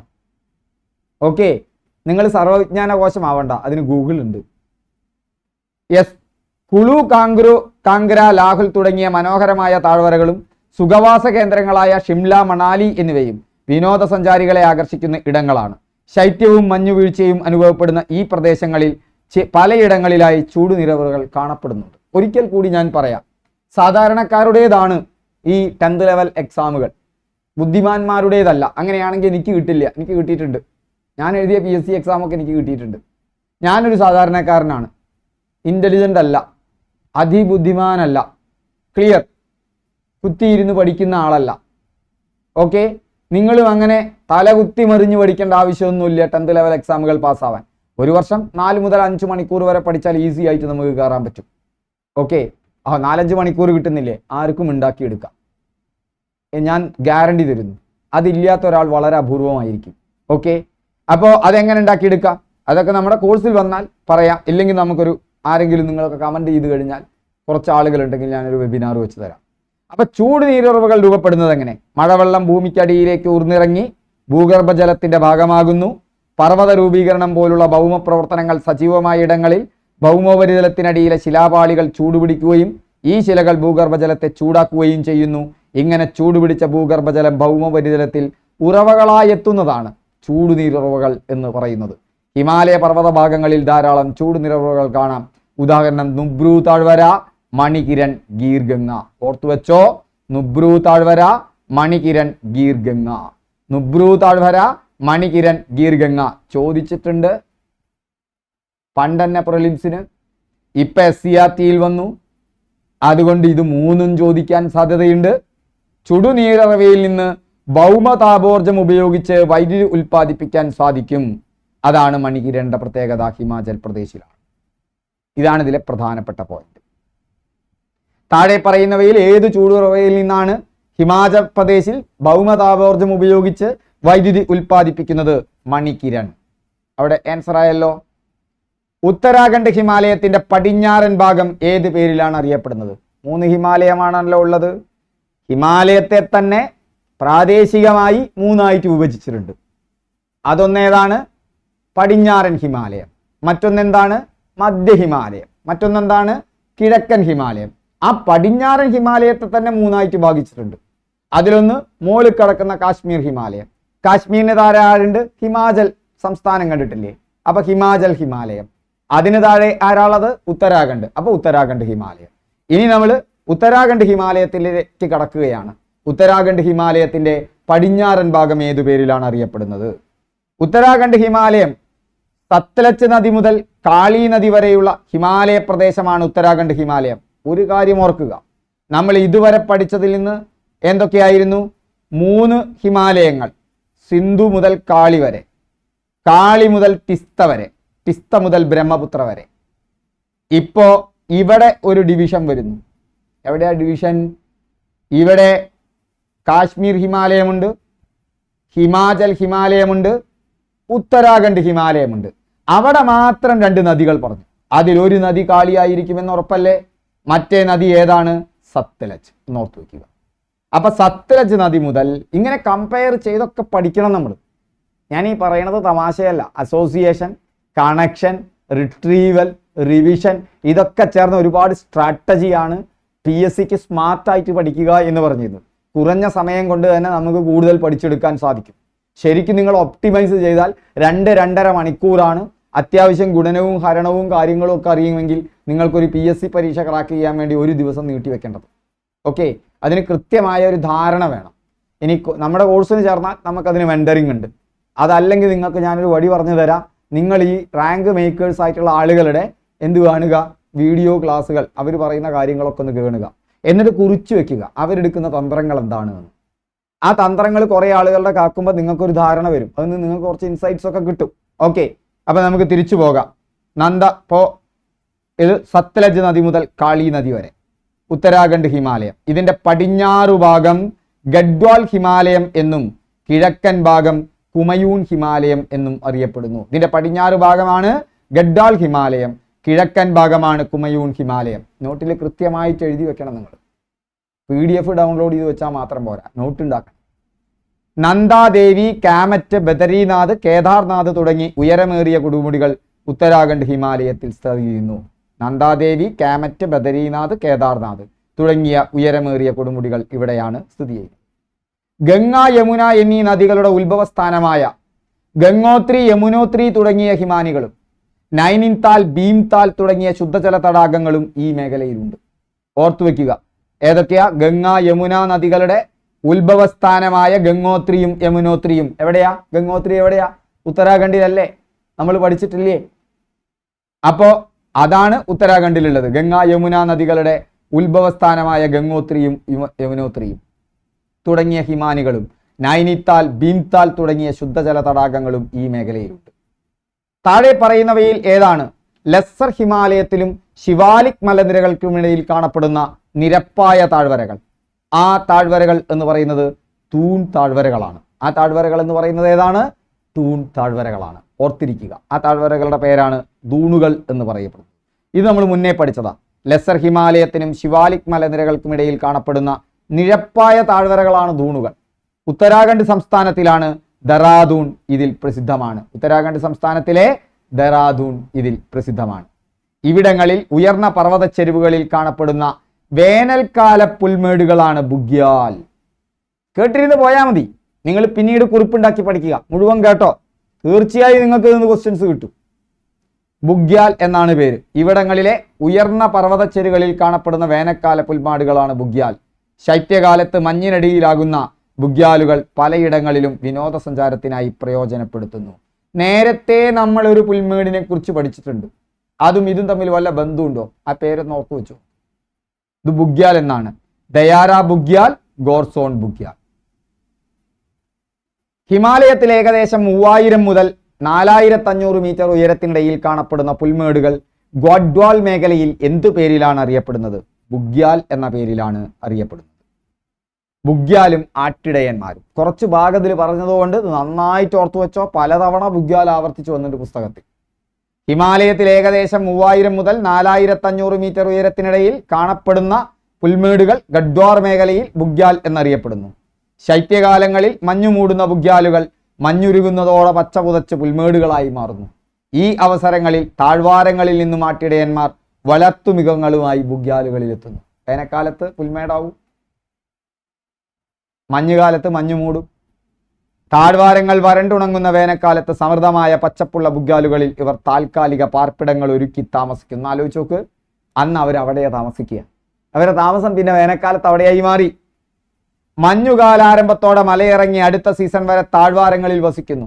വളർത്തു മൃഗങ്ങളോടൊപ്പം താഴ്വാരങ്ങളിലേക്കും തിരികെ പർവ്വതങ്ങളിലെ പുൽമേടുകളിലേക്കുമുള്ള ഇടയന്മാരുടെ കാലിക ദേശാടനത്തെ ട്രാൻസ് ഹ്യൂമൻസ് എന്ന് പറയുന്നു. ട്രാൻസ് ഹ്യൂമൻസും ഓർത്തു വെച്ചോ, അത് ബുഗ്യാലുമായി ബന്ധപ്പെട്ടതാണ്. നിങ്ങൾ ആലോചിച്ച് നോക്ക്, അവരുടെ ജീവിതം പകുതി രസമായിരിക്കും അല്ലേ? ഫുള്ള് രസമായിരിക്കും അവരിൽ ഒരാളാവുമ്പോൾ, സംശയം വേണ്ട. കുതിച്ചൊഴുകുന്ന ടിസ്ത നദിയും അതിൻ്റെ നദീത്തട്ടുകളും സിക്കിം ഹിമാലയത്തിൻ്റെ സവിശേഷതകളാണ്. ഈ പ്രദേശത്തിൻ്റെ ഭൂമിശാസ്ത്രപരമായ അനുകൂല സാഹചര്യങ്ങൾ കാരണം അവിടെ ബ്രിട്ടീഷുകാർ തേയില കൃഷി ആരംഭിച്ചു. അതുകൊണ്ട് തന്നെ സിക്കിമിലാണ് ഡാർജിലിംഗ് തേയില അന്താരാഷ്ട്ര തലത്തിൽ പ്രസിദ്ധമാണ്. പടിഞ്ഞാറൻ ഹിമാലയത്തെ അപേക്ഷിച്ച് ഉയരം കുറഞ്ഞ മലനിരകളാണ് കിഴക്കൻ കിഴക്കൻ ഹിമാലയത്തിലേക്ക് എത്തി. ടീസ്ത നദി മുതൽ കിഴക്ക് ബ്രഹ്മപുത്ര നദി വരെ ട്രാൻസ് ഹിമാലയത്തിൽ നിന്ന് തുടങ്ങിയപ്പോൾ നമ്മൾ കിഴക്കൻ മലനിരകളിലേക്ക് എത്തി. അസം ഹിമാലയം എന്നും അറിയപ്പെടുന്നുണ്ട്. അവിടുത്തെ പ്രധാന കൊടുമുടിയാണ് നംചം പർവ. ഓർത്തു വെച്ചോളൂ, നംചം പർവ 7756 മീറ്റർ. കൊല്ലങ്ങളും ദിവസവും നമ്പേഴ്സും ഓർക്കാൻ എന്താണ് വളരെ പ്രധാനമാണ് നമ്പർ പെഗ് ഉപയോഗിച്ചാൽ നമ്മുടെ ഓർമ്മയിൽ നിൽക്കും. ബ്രഹ്മപുത്ര, കാമങ്, ലോഹിത്, സുബിൻസിരി എന്നിവയാണ് പ്രധാന നദികൾ. താഴെ പറയുന്നവയിൽ ഏത് ചുരമാണ് അരുണാചൽ പ്രദേശിനെ ടിബറ്റുമായി ബന്ധിപ്പിക്കുന്നത്? ഇത് വളരെ പ്രധാനപ്പെട്ട ഒന്നാണ്. അത് ഏത് ചുരമാണ്? ബോംഡില ചുരമാണ്. നമുക്ക് നോക്കാം. അരുണാചൽ പ്രദേശിലേക്ക് എത്തി. ഇന്ത്യയുടെ ഏറ്റവും കിഴക്കുള്ള സംസ്ഥാനം. അരുണാചൽ പ്രദേശിനെ ടിബറ്റിലെ ലാസയുമായി ബന്ധിപ്പിക്കുന്ന ബോംഡില, മ്യാൻമറുമായി ബന്ധിപ്പിക്കുന്ന ദിഫു തുടങ്ങിയവ പ്രധാന ചുരങ്ങളാണ്. അവിടെ അതേ പറയുന്നുള്ളൂ എന്നുള്ളത് കൊണ്ട് അത് ഒരു പരീക്ഷ തയ്യാറാക്കുന്ന ഒരാളുടെ കണ്ണിൽ വളരെയധികം ശ്രദ്ധിക്കപ്പെടും. അങ്ങനത്തെ 2-3 ടേബിൾ കൂടി ഇനി വരുന്നുണ്ട്. അതുകൂടി കണ്ടു കഴിഞ്ഞാൽ നമുക്ക് ക്ലാസ് അവസാനിപ്പിക്കാം. കുറച്ചു നേരം കൂടി. അരുണാചൽ പ്രദേശിനെ ടിബറ്റിലെ ലാസയുമായി ബന്ധിപ്പിക്കുന്ന, അരുണാചൽ പ്രദേശും ഭൂപടത്തിൽ ടിബറ്റും നോക്കൂ. ഭൂപടത്തിൽ എവിടെയാ ടിബറ്റ് കിടക്കുന്നത്? എവിടെയാണ് ടിബറ്റ് കിടക്കുന്നത്? നമ്മുടെ ടിബറ്റ് കിടക്കുന്നത് വരാം. ടിബറ്റ് എവിടെയാണ് കിടക്കുന്നത്? അരുണാചൽ പ്രദേശ് ഇവിടെ ടിബറ്റ്. അരുണാചൽ പ്രദേശിന്റെ അടുത്ത് തന്നെ ഭൂട്ടാൻ. ഇനി അരുണാചൽ പ്രദേശിന്റെ തൊട്ടടുത്ത രാജ്യങ്ങൾ ചോദിച്ചാൽ ചൈനയുടെ അധീനതയിലാണ് ടിബറ്റ്.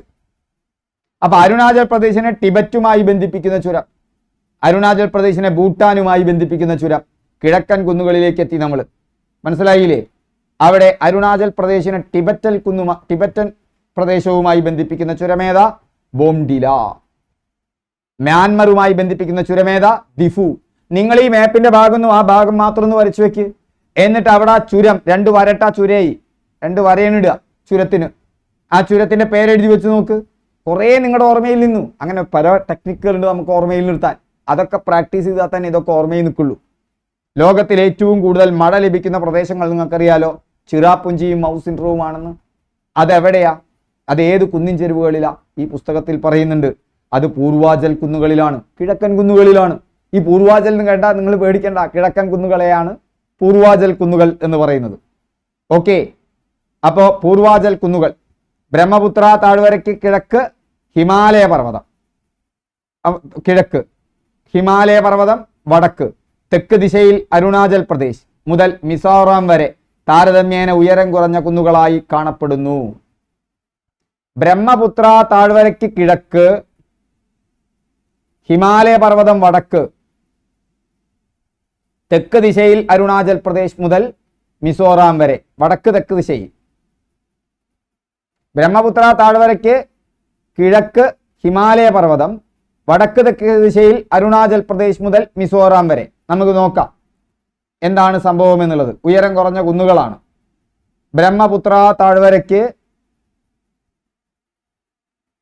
കളറിൽ കിടക്കുന്നുണ്ട്, അതെടുക്കാനാണ് കേട്ടോ.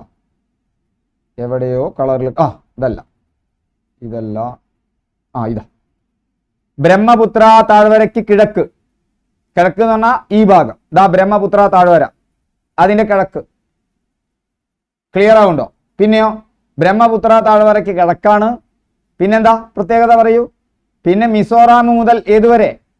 മിസോറാം മുതൽ അതിന് മുന്നേ വടക്ക് തെക്ക് ദിശയിൽ ഹിമാലയ പർവ്വതം, വടക്ക് തെക്ക് ദിശയിൽ, ആ ഹിമാലയ പർവ്വതത്തിന്റെ വടക്ക് തെക്ക് ദിശയിൽ. നോക്കൂ, വടക്ക് തെക്ക് ദിശ എന്ന് പറയുമ്പോൾ നമ്മൾ മാപ്പ് നോക്കി എടുക്കന്നെ. വടക്ക് തെക്ക് ദിശ, ഏതാ വടക്ക്, ഏതാ തെക്ക്. ഈ ഹിമാലയ പർവ്വതത്തിന്റെ വടക്ക് തെക്ക് ദിശയിൽ, ആ വടക്ക് തെക്ക് ദിശയിൽ കിടക്കുന്ന ഇതാണ് തെക്ക്. അപ്പൊ വടക്ക് തെക്ക് എന്ന് പറഞ്ഞു കഴിഞ്ഞാൽ എങ്ങനെയാ വരിക? അതല്ല, ഹിമാലയ പർവ്വതത്തിന്റെ വടക്ക് തെക്ക് ദിശ. വടക്കും തെക്കും കൂടി ഒന്നിച്ച് വരുമോ? വരില്ല. വടക്കിന് നേരെ വിപരീതമാണ് ഒന്നിച്ചിട്ട് പറയുന്നത്. ഇപ്പൊ അവിടെ വടക്ക് തെക്ക് ദിശ എന്ന് പറയുന്നത് എങ്ങനെയാണ്? ബ്രഹ്മപുത്ര താഴ്വരയ്ക്ക് കിഴക്ക്, ഹിമാലയ പർവ്വതത്തിന്റെ വടക്ക് തെക്ക് ദിശയിൽ. ഓക്കെ, അരുണാചൽ പ്രദേശ് മുതൽ മിസോറാം വരെ, അരുണാചൽ പ്രദേശ് മുതൽ മിസോറാം വരെ, അരുണാചൽ പ്രദേശ് മുതൽ മിസോറാം വരെ. ഏതാ അരുണാചൽ പ്രദേശ്? ഇതാ അരുണാചൽ പ്രദേശ്. ഏതാ മിസോറാം? മിസോറാം ഇതാ കിടക്കണം, കാണുന്നുണ്ടല്ലോ നിങ്ങൾ. അരുണാചൽ പ്രദേശ് മുതൽ മിസോറാം വരെ, അരുണാചൽ പ്രദേശ് ഇതാ കിടക്കണു, മിസോറാം വരെ. ഇങ്ങനെ കിടക്കുന്ന കുന്നുകൾ, ആ കുന്നുകളെയാണ് കിഴക്കൻ കുന്നുകൾ എന്ന് പറയുന്നത്. ആ കുന്നുകളാണ് എന്ത് കുന്നുകൾ എന്ന് പറയപ്പെടുന്നത്? കിഴക്കൻ കുന്നുകൾ എന്ന് പറയപ്പെടുന്നത്. സമുദ്രനിരപ്പിൽ നിന്നും 500 മുതൽ 3000 മീറ്റർ വരെ ഉയരമുള്ളൂ. ഇതാണ് ഹിമാചൽ കുന്നുകൾ പൂർവാചൽ കുന്നുകൾ എന്ന് പറയുന്നത്. അവിടുത്തെ കുന്നുകൾ ഏതാ? പട്കായി ബൂം, നാഗാ കുന്നുകൾ, മിസോ കുന്നുകൾ, മണിപ്പൂർ കുന്നുകൾ എന്നിവയാണ് പ്രധാനപ്പെട്ടവ. ലോകത്തിലെ ഏറ്റവും കൂടുതൽ മഴ ലഭിക്കുന്ന ചിറാപുഞ്ചിയും മൗസിൻഡ്രവും മേഘാലയയിലെ ഈ പ്രദേശങ്ങളും ഇവിടെയാണ് സ്ഥിതി ചെയ്യുന്നത്. അപ്പോൾ ആ ഭാഗത്തേക്ക് നമുക്കൊന്ന് പോവാം. ഏതൊക്കെയാണ് നോക്കൂ. ഇവിടെ പട്കായി ബൂം, നാഗാ കുന്നുകൾ, മിസോ കുന്നുകൾ, ഗാസി കുന്നുകൾ, ഇതൊക്കെ എവിടെയാണ്? ഈ കിഴക്കൻ മേഖലയിലുള്ള കുന്നുകളാണ്. ഇവിടെ ഈ മേഘാലയയിലാണ് ഏത് കിടക്കുന്നത്? മൗസിൻഡ്രവും. അതുപോലെ തന്നെ ഏറ്റവും കൂടുതൽ മഴ ലഭിക്കുന്നത് ഇപ്പം മൗസിൻഡ്ര, മാറി മാറി വരാറുണ്ട്. ചിറാപുഞ്ചിയും മൗസിൻഡ്രവും അവിടെയാണ്. കെയ്ബുൾ ലാംജാവോ ദേശീയോദ്യാനം ഏത് തടാകത്തിലാണ് സ്ഥിതി ചെയ്യുന്നത്? ദാൽ തടാകത്തിലാണ് സ്ഥിതി ചെയ്യുന്നത്. അല്ല, ലോക്തക് തടാകത്തിലാണ് സ്ഥിതി ചെയ്യുന്നത്. ദാല് നമ്മൾ നേരത്തെ പറഞ്ഞു. കെയ്ബുൾ ലംജാവോ ദേശീയോദ്യാനം വടക്ക് കിഴക്കൻ ഇന്ത്യയിലെ ഏറ്റവും വലിയ ശുദ്ധജല തടാകം ഏതാണ്? ലോക്തക്കാണ്. പരീക്ഷയ്ക്ക് വരാം, SCERT ബുക്കിലുണ്ട്. മണിപ്പൂരിലാണ് ഈ ലോക്തക് തടാകം. അവിടെയാണ് കെയ്ബുൾ ലംജാവോ ദേശീയോദ്യാനം സ്ഥിതി ചെയ്യുന്നത്. വടക്കു കിഴക്കൻ ഇന്ത്യയിലെ ഏറ്റവും വലിയ ശുദ്ധജല തടാകമായ ലോക്തക്കിൽ. വടക്കു കിഴക്കൻ ഇന്ത്യ എന്ന് പറഞ്ഞാൽ ഏതാ? എന്താ വടക്ക് കിഴക്കൻ ഇന്ത്യ എന്ന് പറയുന്നത്? വടക്ക് കിഴക്കൻ ഇന്ത്യ എന്ന് പറയുന്നത് വേറൊന്നുമല്ല. ഇതാണ് വടക്ക് കിഴക്കൻ ഇന്ത്യ എന്ന് പറയുന്നത്. ഒരു മിനിറ്റ്, മൂപ്പരെ ഒന്ന് കൊണ്ടുവയ്ക്കട്ടെ. വടക്ക് കിഴക്കൻ ഇന്ത്യ എന്ന് പറയുന്നത് ഈ ഭാഗമാണ്. ആ വടക്ക് കിഴക്കൻ ഇന്ത്യയിൽ മണിപ്പൂർ കാണുന്നുണ്ടോ? ദാ മണിപ്പൂർ. ആ മണിപ്പൂരിൽ ആണ് വടക്ക് കിഴക്കൻ ഇന്ത്യയിലെ ഏറ്റവും വലിയ ശുദ്ധജല തടാകം. ആ ശുദ്ധജല തടാകത്തിന്റെ പേരാണ് ലോക്തക്. ആ ലോക്തക്കിലാണ് എന്ത് സ്ഥിതി ചെയ്യുന്നത്? കെയ്ബുൾ ലംജാവോ ദേശീയോദ്യാനം ഒരു തടാകത്തിലാണ് സ്ഥിതി ചെയ്യുന്നത്. തടാകത്തിൽ പൊങ്ങിക്കിടക്കുന്ന സസ്യാവശിഷ്ടങ്ങളും മണ്ണും ചേർന്ന് രൂപപ്പെടുന്ന തുരുത്തുകളാണ് പുംഡി. അവിടെ തടാകത്തിൽ സസ്യാവശിഷ്ടങ്ങളുണ്ട്, മണ്ണും ചേർന്ന് രൂപപ്പെടുന്ന തുരുത്തുകളാണ്, പൊങ്ങിക്കിടക്കും, അതാണ് പുംഡി. സസ്യങ്ങളും ചെറുജീവികളും പക്ഷികളും അടങ്ങുന്ന തനത് ആവാസ വ്യവസ്ഥയുള്ള പുംഡികൾ ചേർന്നതാണ് ഈ ദേശീയോദ്യാനം. അപ്പൊ പുംഡി, ലോക്തക് തടാകം, മണിപ്പൂര്, വടക്ക് കിഴക്കൻ ഇന്ത്യ, കെയ്ബുൾ ലംജാവോ ദേശീയോദ്യാനം, ഇത്രയും ഓർത്തു വെക്കുക ഒറ്റ ചരടായിട്ട്. പരീക്ഷയ്ക്ക് വരാം. ഇനി കാലാവസ്ഥയിലേക്ക് വരികയാണ്. കാലാവസ്ഥയും മണ്ണും കുറച്ച് ഭാഗങ്ങളും കൂടി കഴിഞ്ഞാൽ, മൺസൂണിനെ കുറിച്ച് ഈ ഭാഗത്തെ മൺസൂണിനെയും കൂടി കഴിഞ്ഞാൽ ഈ പാഠഭാഗം കഴിഞ്ഞു. ഹിമാലയ പർവ്വതവും തുടർ പർവ്വതങ്ങളും ഇന്ത്യൻ ഉപഭൂഖണ്ഡത്തിനും മധ്യേഷ്യയ്ക്കുമിടയിൽ ഒരു കാലാവസ്ഥാ വിഭാജകം സൃഷ്ടിക്കുന്നു. നമ്മുടെ ഇന്ത്യയുടെ അതിരെന്താ? വടക്കും വടക്ക് കിഴക്ക് ഭാഗത്തും ഉത്തരപർവ്വത മേഖലയാണ്. ആ ഉത്തരപർവ്വത മേഖലയുള്ളത് കൊണ്ട് ഒരുപാട് ഉപകാരം നമുക്കുണ്ട്. നമ്മൾ അവിടേക്കാണ് വരുന്നത്. അവിടെ ഒരു കാലാവസ്ഥാ വിഭാജകമുണ്ട്. എന്താ കാലാവസ്ഥാ വിഭാജകം എന്ന് പറഞ്ഞാൽ, ഇന്ത്യയുടെ വടക്ക് കിഴക്ക് വടക്ക് ഭാഗത്തും ഇതാണ് സ്ഥിതി. കണ്ടോ ഉയർന്നു നിൽക്കുന്നത്? അതുകൊണ്ട് തന്നെ മഴമേഘങ്ങൾ ഇവിടെ വന്ന് തങ്ങി നിന്ന് ഇവിടെ മഴ പെയ്യാണ്. ഇതിനപ്പുറത്തേക്ക് കണ്ട ഗ്രീനറി ഉണ്ടോ? ഇവിടെ അല്ലേ ഗ്രീനറി? ഇത് ഗൂഗിൾ മാപ്പ് നിർത്താണ്. ഇവിടെ ഗ്രീനറി ഉണ്ടോ? ഇല്ല. കാരണം എന്താ? ഇവിടുന്ന് അങ്ങോട്ട് മഴ ഇല്ല. ഇവിടെയുള്ള മഴ മുഴുവൻ പെയ്ത് ഡ്രൈ ആയ വരണ്ട കാറ്റാണ് ഇങ്ങോട്ട് പോകുന്നത്. അത് തണുത്ത കാറ്റാ, അത് താഴ്ന്നിറങ്ങും. പക്ഷേ അവിടെ സസ്യജാലങ്ങളില്ല. അതുകൊണ്ട് തന്നെ കൊണ്ടാണ് അതിനെ കാലാവസ്ഥാ വിഭാജകം എന്ന് പറയുന്നത്. എത്ര രസകരമായ കാര്യമാണ് മാപ്പ് നോക്കി പഠിക്കുമ്പോൾ നമുക്ക് കാണുന്നുണ്ടല്ലേ. ഹിമാലയ പർവ്വതങ്ങളും തുടർ പർവ്വതങ്ങളും ഇന്ത്യൻ ഉപഭൂഖണ്ഡത്തിനും മധ്യേഷ്യയ്ക്കുമിടയിൽ ഒരു കാലാവസ്ഥാ വിഭാജകം സൃഷ്ടിക്കുന്നു. ഹിമാലയൻ പർവ്വത പ്രദേശങ്ങളിലെ കാലാവസ്ഥ അതത് പ്രദേശത്തിന്റെ ഉയരത്തിനും ഭൂപ്രകൃതിക്കും അനുസരിച്ച് വ്യത്യാസപ്പെട്ടിരിക്കും. താഴ്ന്ന പ്രദേശങ്ങളിൽ താരതമ്യേന ഉയരം കുറഞ്ഞ പർവ്വത ചെരുവുകളിലും സിവാലിക് മലയടിവാരത്തിലും മിതോഷ്ണ കാലാവസ്ഥയാണ്. ഉയർന്ന പ്രദേശങ്ങളിൽ, ഉയരം കൂടിയ പ്രദേശങ്ങളിൽ ശൈത്യകാലാവസ്ഥ, ഏറ്റവും ഉയർന്ന പ്രദേശങ്ങളിൽ ധ്രുവസമാനമായ തീവ്ര ശൈത്യകാലാവസ്ഥ. സിവാലിക് മലനിരകളുടെ തെക്കൻ ചെരുവുകളിലും വടക്കു കിഴക്കൻ ഇന്ത്യയിലും തെക്കു പടിഞ്ഞാറൻ മൺസൂൺ മഴ ലഭിക്കുന്നു. സിവാലിക് മലനിരകളുടെ തെക്കൻ ചെരുവിൽ, തെക്ക് ഭാഗത്തെ ചെരുവിൽ, അതുപോലെ തന്നെ വടക്ക് കിഴക്കൻ ഇന്ത്യയിലും തെക്കു പടിഞ്ഞാറൻ മൺസൂൺ മഴ തന്നെയാണ്, നമുക്കുള്ള മൺസൂൺ മഴ തന്നെയാണ് ലഭിക്കുന്നത്. അതായത് ബംഗാൾ ഉൾക്കടലിൽ നിന്ന് വീശുന്ന മൺസൂൺ കാറ്റുകൾ അസം ഹിമാലയത്തിനും പൂർവാചൽ കുന്നുകൾക്കുമിടയിലെത്തുമ്പോൾ ഏറെക്കുറെ മുഴുവൻ നീരാവിയും ഈ പ്രദേശത്ത് പെയ്തൊഴിയുന്നു. അതിനാൽ വടക്കു കിഴക്കൻ ഇന്ത്യയിൽ, പ്രത്യേകിച്ച് മേഘാലയ പീഠഭൂമിയിൽ ഉയർന്ന തോതിൽ മഴ ലഭിക്കുന്നു. നമുക്കൊന്ന് നോക്കാം. അതായത് ഇന്ത്യയിൽ വരുന്ന ഈ തെക്ക് പടിഞ്ഞാറൻ മൺസൂൺ, തെക്ക് ഭാഗത്തുനിന്നാണ് തെക്ക് പടിഞ്ഞാറൻ മൺസൂൺ. ആ തെക്ക് പടിഞ്ഞാറൻ മൺസൂൺ ഉണ്ട്, അതുപോലെ തന്നെ വടക്ക് കിഴക്കൻ മൺസൂണുമുണ്ട്.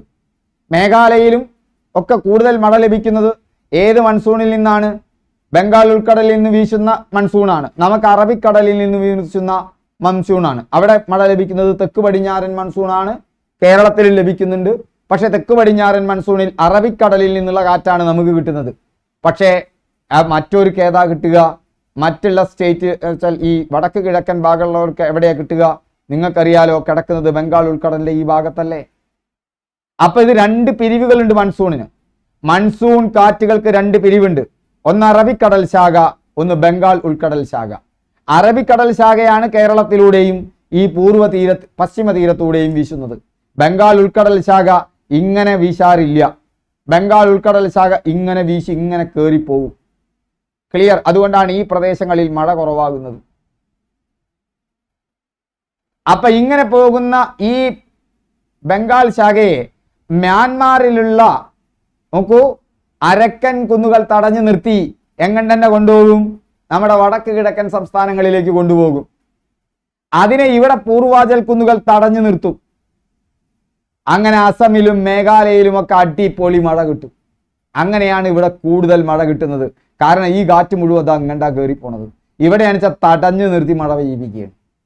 അങ്ങനെയാണ് മേഘാലയയിൽ ധാരാളം മഴ കിട്ടുന്നത്. അവ രണ്ട് ശാഖകൾ, ഒന്ന് അറേബ്യൻ ശാഖ, ഒന്ന് ബംഗാൾ ഉൾക്കടൽ ശാഖ.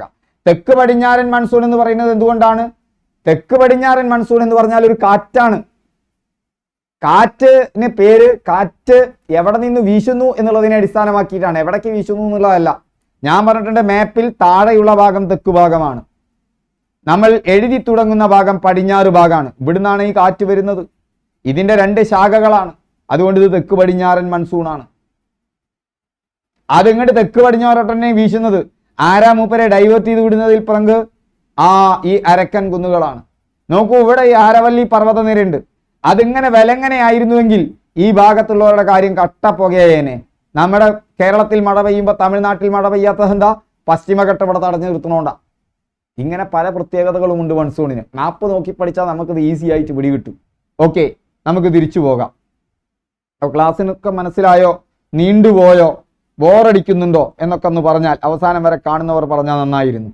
അപ്പൊ മൺസൂൺ കാറ്റുകൾ അസം ഹിമാലയത്തിനും പൂർവാചൽ കുന്നുകൾക്കും ഇടയിലെത്തുമ്പോൾ ഏറെക്കുറെ മുഴുവൻ നീരാവിയും ഈ പ്രദേശത്ത് പെയ്തൊഴിയുന്നു. അതിനാൽ വടക്കു കിഴക്കൻ ഇന്ത്യയിൽ, പ്രത്യേകിച്ച് മേഘാലയ പീഠഭൂമിയിൽ ഉയർന്ന തോതിൽ മഴ ലഭിക്കുന്നു. താഴെ പറയുന്നവയിൽ ഏതാണ് ഹിമാലയൻ നീരൊഴുക്ക് വ്യൂഹത്തിൽ ഉൾപ്പെടാത്തത്? നദികളെക്കുറിച്ചും മണ്ണിനെക്കുറിച്ചും പഠിച്ചു കഴിഞ്ഞാൽ ടൂറിസത്തെക്കുറിച്ച് 2 കഴിഞ്ഞു. താഴെ പറയുന്നവയിൽ ഏതാണ് ഹിമാലയൻ നീരൊഴുക്ക് വ്യൂഹത്തിൽ ഉൾപ്പെടാത്തത്? നിങ്ങൾക്കറിയാം നർമ്മദയാണെന്ന് അല്ലേ? ഇന്ത്യയെ സംബന്ധിച്ചിടത്തോളം നർമ്മദ പടിഞ്ഞാറോട്ടൊഴുകുന്നു. ഗുജറാത്തിന്റെ ഭാഗത്ത് താപ്തിയും, നർമ്മദയും താപ്തിയും. അതുകൊണ്ട് നർമ്മദ താപ്തി നദികൾ അവിടേക്കാണ് ഒഴുകുന്നത്. ഏതാ ഹിമാലയൻ നദികൾ? സിന്ധു, ഗംഗ, ബ്രഹ്മപുത്ര. ഇനി അതിനെക്കുറിച്ച് ചെറിയൊരു ഭാഗമേ ഉള്ളൂ. അപ്പൊ ഹിമാലയൻ നീരൊഴുക്ക് വ്യൂഹം എന്ന് പറഞ്ഞാൽ സിന്ധുവും ഗംഗയും ബ്രഹ്മപുത്രയും അതിന്റെ പോഷക നദികളും ചേർന്നാണ്. മഴയിൽ നിന്നും മഞ്ഞുരുകിയും ജലം ലഭിക്കുന്നതിനാൽ ഇവ വർഷം മുഴുവൻ നീരൊഴുക്കുള്ള നദികളാണ്. അപ്പൊ ഹിമാലയൻ നദികളുടെ പ്രത്യേകത, അതിലെന്നും വെള്ളം ഉണ്ടാവും. മൺസൂൺ മഴക്കാലങ്ങളിൽ അതിൽ മഴ പെയ്ത വെള്ളം, വേനൽക്കാലത്തോ മഞ്ഞുരുകിയ വെള്ളം. പർവ്വത പ്രദേശത്ത് അതിശക്തമായ നീരൊഴുക്കുകളാണ് ഈ നദികൾക്കുള്ളത്. അതുകൊണ്ട് തന്നെ ഇത് വീരൂപ താഴ്വരകൾ സൃഷ്ടിക്കും, ഗിരികന്ധരങ്ങൾ സൃഷ്ടിക്കും, വെള്ളച്ചാട്ടങ്ങൾ സൃഷ്ടിക്കും. വീരൂപ താഴ്വര എന്ന് പറഞ്ഞു കഴിഞ്ഞാൽ ആ താഴ്വരയുടെ ആകൃതി വീരൂപമാണ്, അത്ര തന്നെ. താഴെ നൽകിയിരിക്കുന്ന നദികളുടെ ഉത്ഭവസ്ഥാനങ്ങൾ ഏതെന്ന് തിരിച്ചറിയുക. 10ാം ക്ലാസ്സിലെ പാഠത്തിലുള്ളതാണ്. ഈ പാഠത്തിലും ആവർത്തിച്ചിട്ടുണ്ട്. അതുകൊണ്ട് ക്വസ്റ്റ്യൻ പേപ്പറിൽ ധാരാളം പണ്ടെന്നെ കയറി വന്നിട്ടുണ്ട്. നന്നായി ഓർത്തു വെച്ചോ. വളരെ പ്രധാനപ്പെട്ട ഭാഗം. ഗംഗോത്രി ഹിമാനി. ഉത്തരം ഞാൻ അവിടെ തന്നിട്ടുണ്ട്. ഇല്ല, താഴെ നൽകിയിരിക്കുന്ന നദികളുടെ ഉത്ഭവസ്ഥാനങ്ങൾ. ഗംഗോത്രി ഹിമാനി എവിടെയാ? ഗംഗോത്രി ഹിമാനിയിൽ നിന്ന് ആരാണ് ആരംഭിക്കുന്നത്? നദികൾ ഞാൻ പറഞ്ഞിട്ടുണ്ട്. സിന്ധു ആണോ, ഗംഗയാണോ, ബ്രഹ്മപുത്രയാണോ, യമുനയാണോ? ഗംഗയാണെന്ന് കണ്ടാൽ തന്നെ അറിഞ്ഞൂടെ? ഗംഗ, ഗംഗോത്രി. ഒന്നിനേത് വരണം? ബി വരണം അല്ലേ?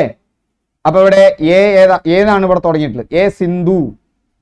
സിന്ധു ഏതാ? മാനസ സരോവര തടാകത്തിനടുത്തുള്ള ചമായുങ് ഹിമാനിയാണോ? മാനസ സരോവര തടാകത്തിനുള്ള ബോഗർച്ചു ഹിമാനിയാണോ? ഏതാ നിങ്ങളുടെ ഉത്തരം? ഉത്തരം A3 അല്ലെ? A 3 മാനസ സരോവരത്തിനടുത്തുള്ള ബോഗർച്ചു ഹിമാനിയാണ്. ഇനി A3 വരുന്നത് വേറെ എവിടെയെങ്കിലും ഉണ്ടോ നോക്കുക. എവിടെയും A3 വരുന്നുണ്ട്, ഇവിടെയും വരുന്നുണ്ട്. അപ്പൊ ഇനി നമുക്ക് ബിയിലേക്ക് നോക്കണം. ബിയിൽ ഏതാ വരുന്നത്? ബിയിൽ ഇവിടെ 1 വരുന്നത്. ശരിയാണോ? ബി എന്ന് പറഞ്ഞാൽ ആരാ? ഗംഗ നമുക്കറിയാം, ഗംഗോത്രി ഹിമാനി തന്നെയാണ്. അപ്പൊ B1 ഉത്തരമായില്ലേ? പക്ഷേ ഇത് നിങ്ങൾ ഇങ്ങനെ ഓർത്തു വെച്ചാൽ പോരാ. ഇവിടെ നോക്കുക, സിന്ധു, മാനസ സരോവര തടാകത്തിനുള്ള ബോഗാർച്ചു ഹിമാനി, പ്രധാന നീരൊഴുക്ക് സിന്ധുവും പോഷക നദികളും. ഗംഗോത്രി ഹിമാനിയുടെ ഗോമുഖ്, ഗംഗോത്രി ഹിമാനിയിലുള്ള ഗോമുഖ്. പോഷക നദികൾ ഓർത്തു വെച്ചോ. യമുന, ഗാഗ്രയല്ലട്ടാ, ഗാഗ്രയാണ്. നീ CRT ബുക്കിൽ അങ്ങനെ തന്നെയാണ്. ഗണ്ഡക്, ഞാൻ അടിച്ചേരി തെറ്റാണോ അറിയില്ല, കോസി. ഇത് ഗാഗ്രയാണ്. യമുന, ഗാഗ്ര, ഗണ്ഡക്, കോസി. കിഴക്കൻ ഹിമാലയം, ബ്രഹ്മപുത്ര. മാനസ സരോവര തടാകത്തിനുള്ള ചമായുങ് ഹിമാനി, ധാരാളം പ്രാവശ്യം ചോദിച്ച ചോദ്യമാണ്. ദിബാങ്, ലോഹിത്, മാനസ് പ്രധാന പോഷക നദികൾ. കരേവാസ് എന്ന് വിളിക്കുന്ന ഹിമാനി നിക്ഷേപങ്ങൾ ഏത് പ്രദേശത്താണ് കാണപ്പെടുന്നത്? മണ്ണിനത്തിലേക്ക് വരികയാണ്. അത് കാശ്മീർ താഴ്വരയിലാണ് കാണപ്പെടുന്നത്. ഹിമാലയ പർവ്വത പ്രദേശത്ത് പൊതുവായി പർവ്വത മണ്ണും മനമണ്ണുമാണ് കാണപ്പെടുന്നത്. പർവ്വത മണ്ണിന്റെ പരിസ്ഥിതി അനുസരിച്ച് മണ്ണിന്റെ ഘടനയിലും തരി വലിപ്പത്തിലും വ്യത്യാസമുണ്ടാകും. താഴ്വാരങ്ങളിൽ നേർത്ത തരികളോട് കൂടിയതും ജൈവാംശം കൂടുതലുള്ളതുമായ മണ്ണാണ് കാണപ്പെടുന്നത്. ഉയർന്ന ചെരുവുകളിൽ വലിയ തരിവുകളും ജൈവാംശവും. രണ്ടോടത്തും ജൈവാംശമുണ്ട്. പക്ഷേ താഴ്വാരങ്ങളിൽ നേർത്ത തരികളാണ്, ഉയർന്ന ചെരുവുകളിൽ വലിയ തരികളാണ്. ഉരുണ്ട് ചെറിയ തരികൾ തന്നെയാണോ താത്തക്കെത്തുക. താഴ്വാരകളിൽ എക്കൽ മണ്ണിന്റെ നിക്ഷേപമാണ് പ്രധാനമായും കാണപ്പെടുന്നത്. കാശ്മീർ താഴ്വരയിലെ ഹിമാനികൾ നിക്ഷേപിക്കുന്ന അവസാദങ്ങളാണ് കരേവാസ്. കാശ്മീർ കരേ. അവസാദത്തിലെ വാസുടുത്തോ, വാസ ഉണ്ടല്ലോ, അവസാദം. അവസാദം എന്താണെന്ന് ഞാൻ നേരത്തെ പറഞ്ഞു. ശിലാവശിഷ്ടങ്ങളാണ്, അത് ഒഴുക്കിക്കൊണ്ടുവരുന്ന ശിലാവശിഷ്ടങ്ങളാണ്. ഓക്കെ, അപ്പൊ നേർത്ത മണലും ജൈവാംശങ്ങളും നിറഞ്ഞ മണ്ണാണിത്. ഇവ കുങ്കുമപ്പൂ കൃഷിക്ക് അനുയോജ്യമാണ്. ഇത് ഈ കരേവാസ് കുങ്കുമപ്പൂ കൃഷിക്ക് അനുയോജ്യമാണ്. ഹിമാലയൻ നിരകളിലെ താഴെ പറയുന്ന സസ്യജാലങ്ങളും അവ കാണപ്പെടുന്ന ഉയരവും ശരിയായി യോജിപ്പിക്കുക. ഉഷ്ണമേഖലാ നിത്യഹരിത വനങ്ങൾ, നമുക്ക് അവിടേക്ക് പോകാം. ഞാൻ ഇങ്ങനെ പറഞ്ഞാൽ നിങ്ങൾക്ക് മനസ്സിലാവില്ല. ഇവിടെ ഉഷ്ണമേഖലാ നിത്യഹരിത വനങ്ങൾ കിഴക്കൻ ഹിമാലയത്തിലും വടക്ക് കിഴക്കൻ കുന്നുകളിലുമാണ്. അതുകൊണ്ട് എക്ക് 4 ഇനി A4 വരുന്ന വേറെ ഏതെങ്കിലും ഓപ്ഷൻ ഉണ്ടോ? ഇല്ല. അതുകൊണ്ട് A4 തന്നെയാണ്. ബിയും കൂടി ഒന്ന് ചെക്ക് ചെയ്യാം. ആർദ്രമിതോഷ്ണ വനങ്ങൾ, ആർദ്രമിതോഷ്ണ വനങ്ങൾ 1000 മുതൽ 2000 മീറ്റർ വരെയാണ്. അവിടെ A തന്നെയാണ് ഉത്തരം. അപ്പൊ ഇത്തരം ഒരു ചോദ്യം വന്നാൽ എങ്ങനെ ചെയ്യാം? നമുക്ക് ഇപ്പൊ റെഡിയാക്കാം. സസ്യജാലങ്ങളെ കുറിച്ച് പറയുന്നു. കിഴക്കൻ ഹിമാലയത്തിലും വടക്കു കിഴക്കൻ കുന്നുകളിലും ശരാശരി വാർഷിക മഴ 200 സെന്റിമീറ്റർ മുകളിൽ ലഭിക്കും. അതുകൊണ്ട് ഉഷ്ണമേഖലാ നിത്യപരിതഹനങ്ങൾ കൂടുതലായി കാണപ്പെടുന്നു. അതുകൊണ്ട് ഉഷ്ണമേഖലാ നിത്യഹരിതവനങ്ങൾ, ഉഷ്ണമേഖലാ നിത്യഹരിതവനങ്ങൾ എവിടെയാ കാണാനുള്ളത്? ഉഷ്ണമേഖലാ നിത്യഹരിതവനങ്ങൾ എവിടെയാ വന്നിട്ടുള്ളത്? ഇവിടെ ഉഷ്ണമേഖലാ നിത്യഹരിതവനങ്ങൾ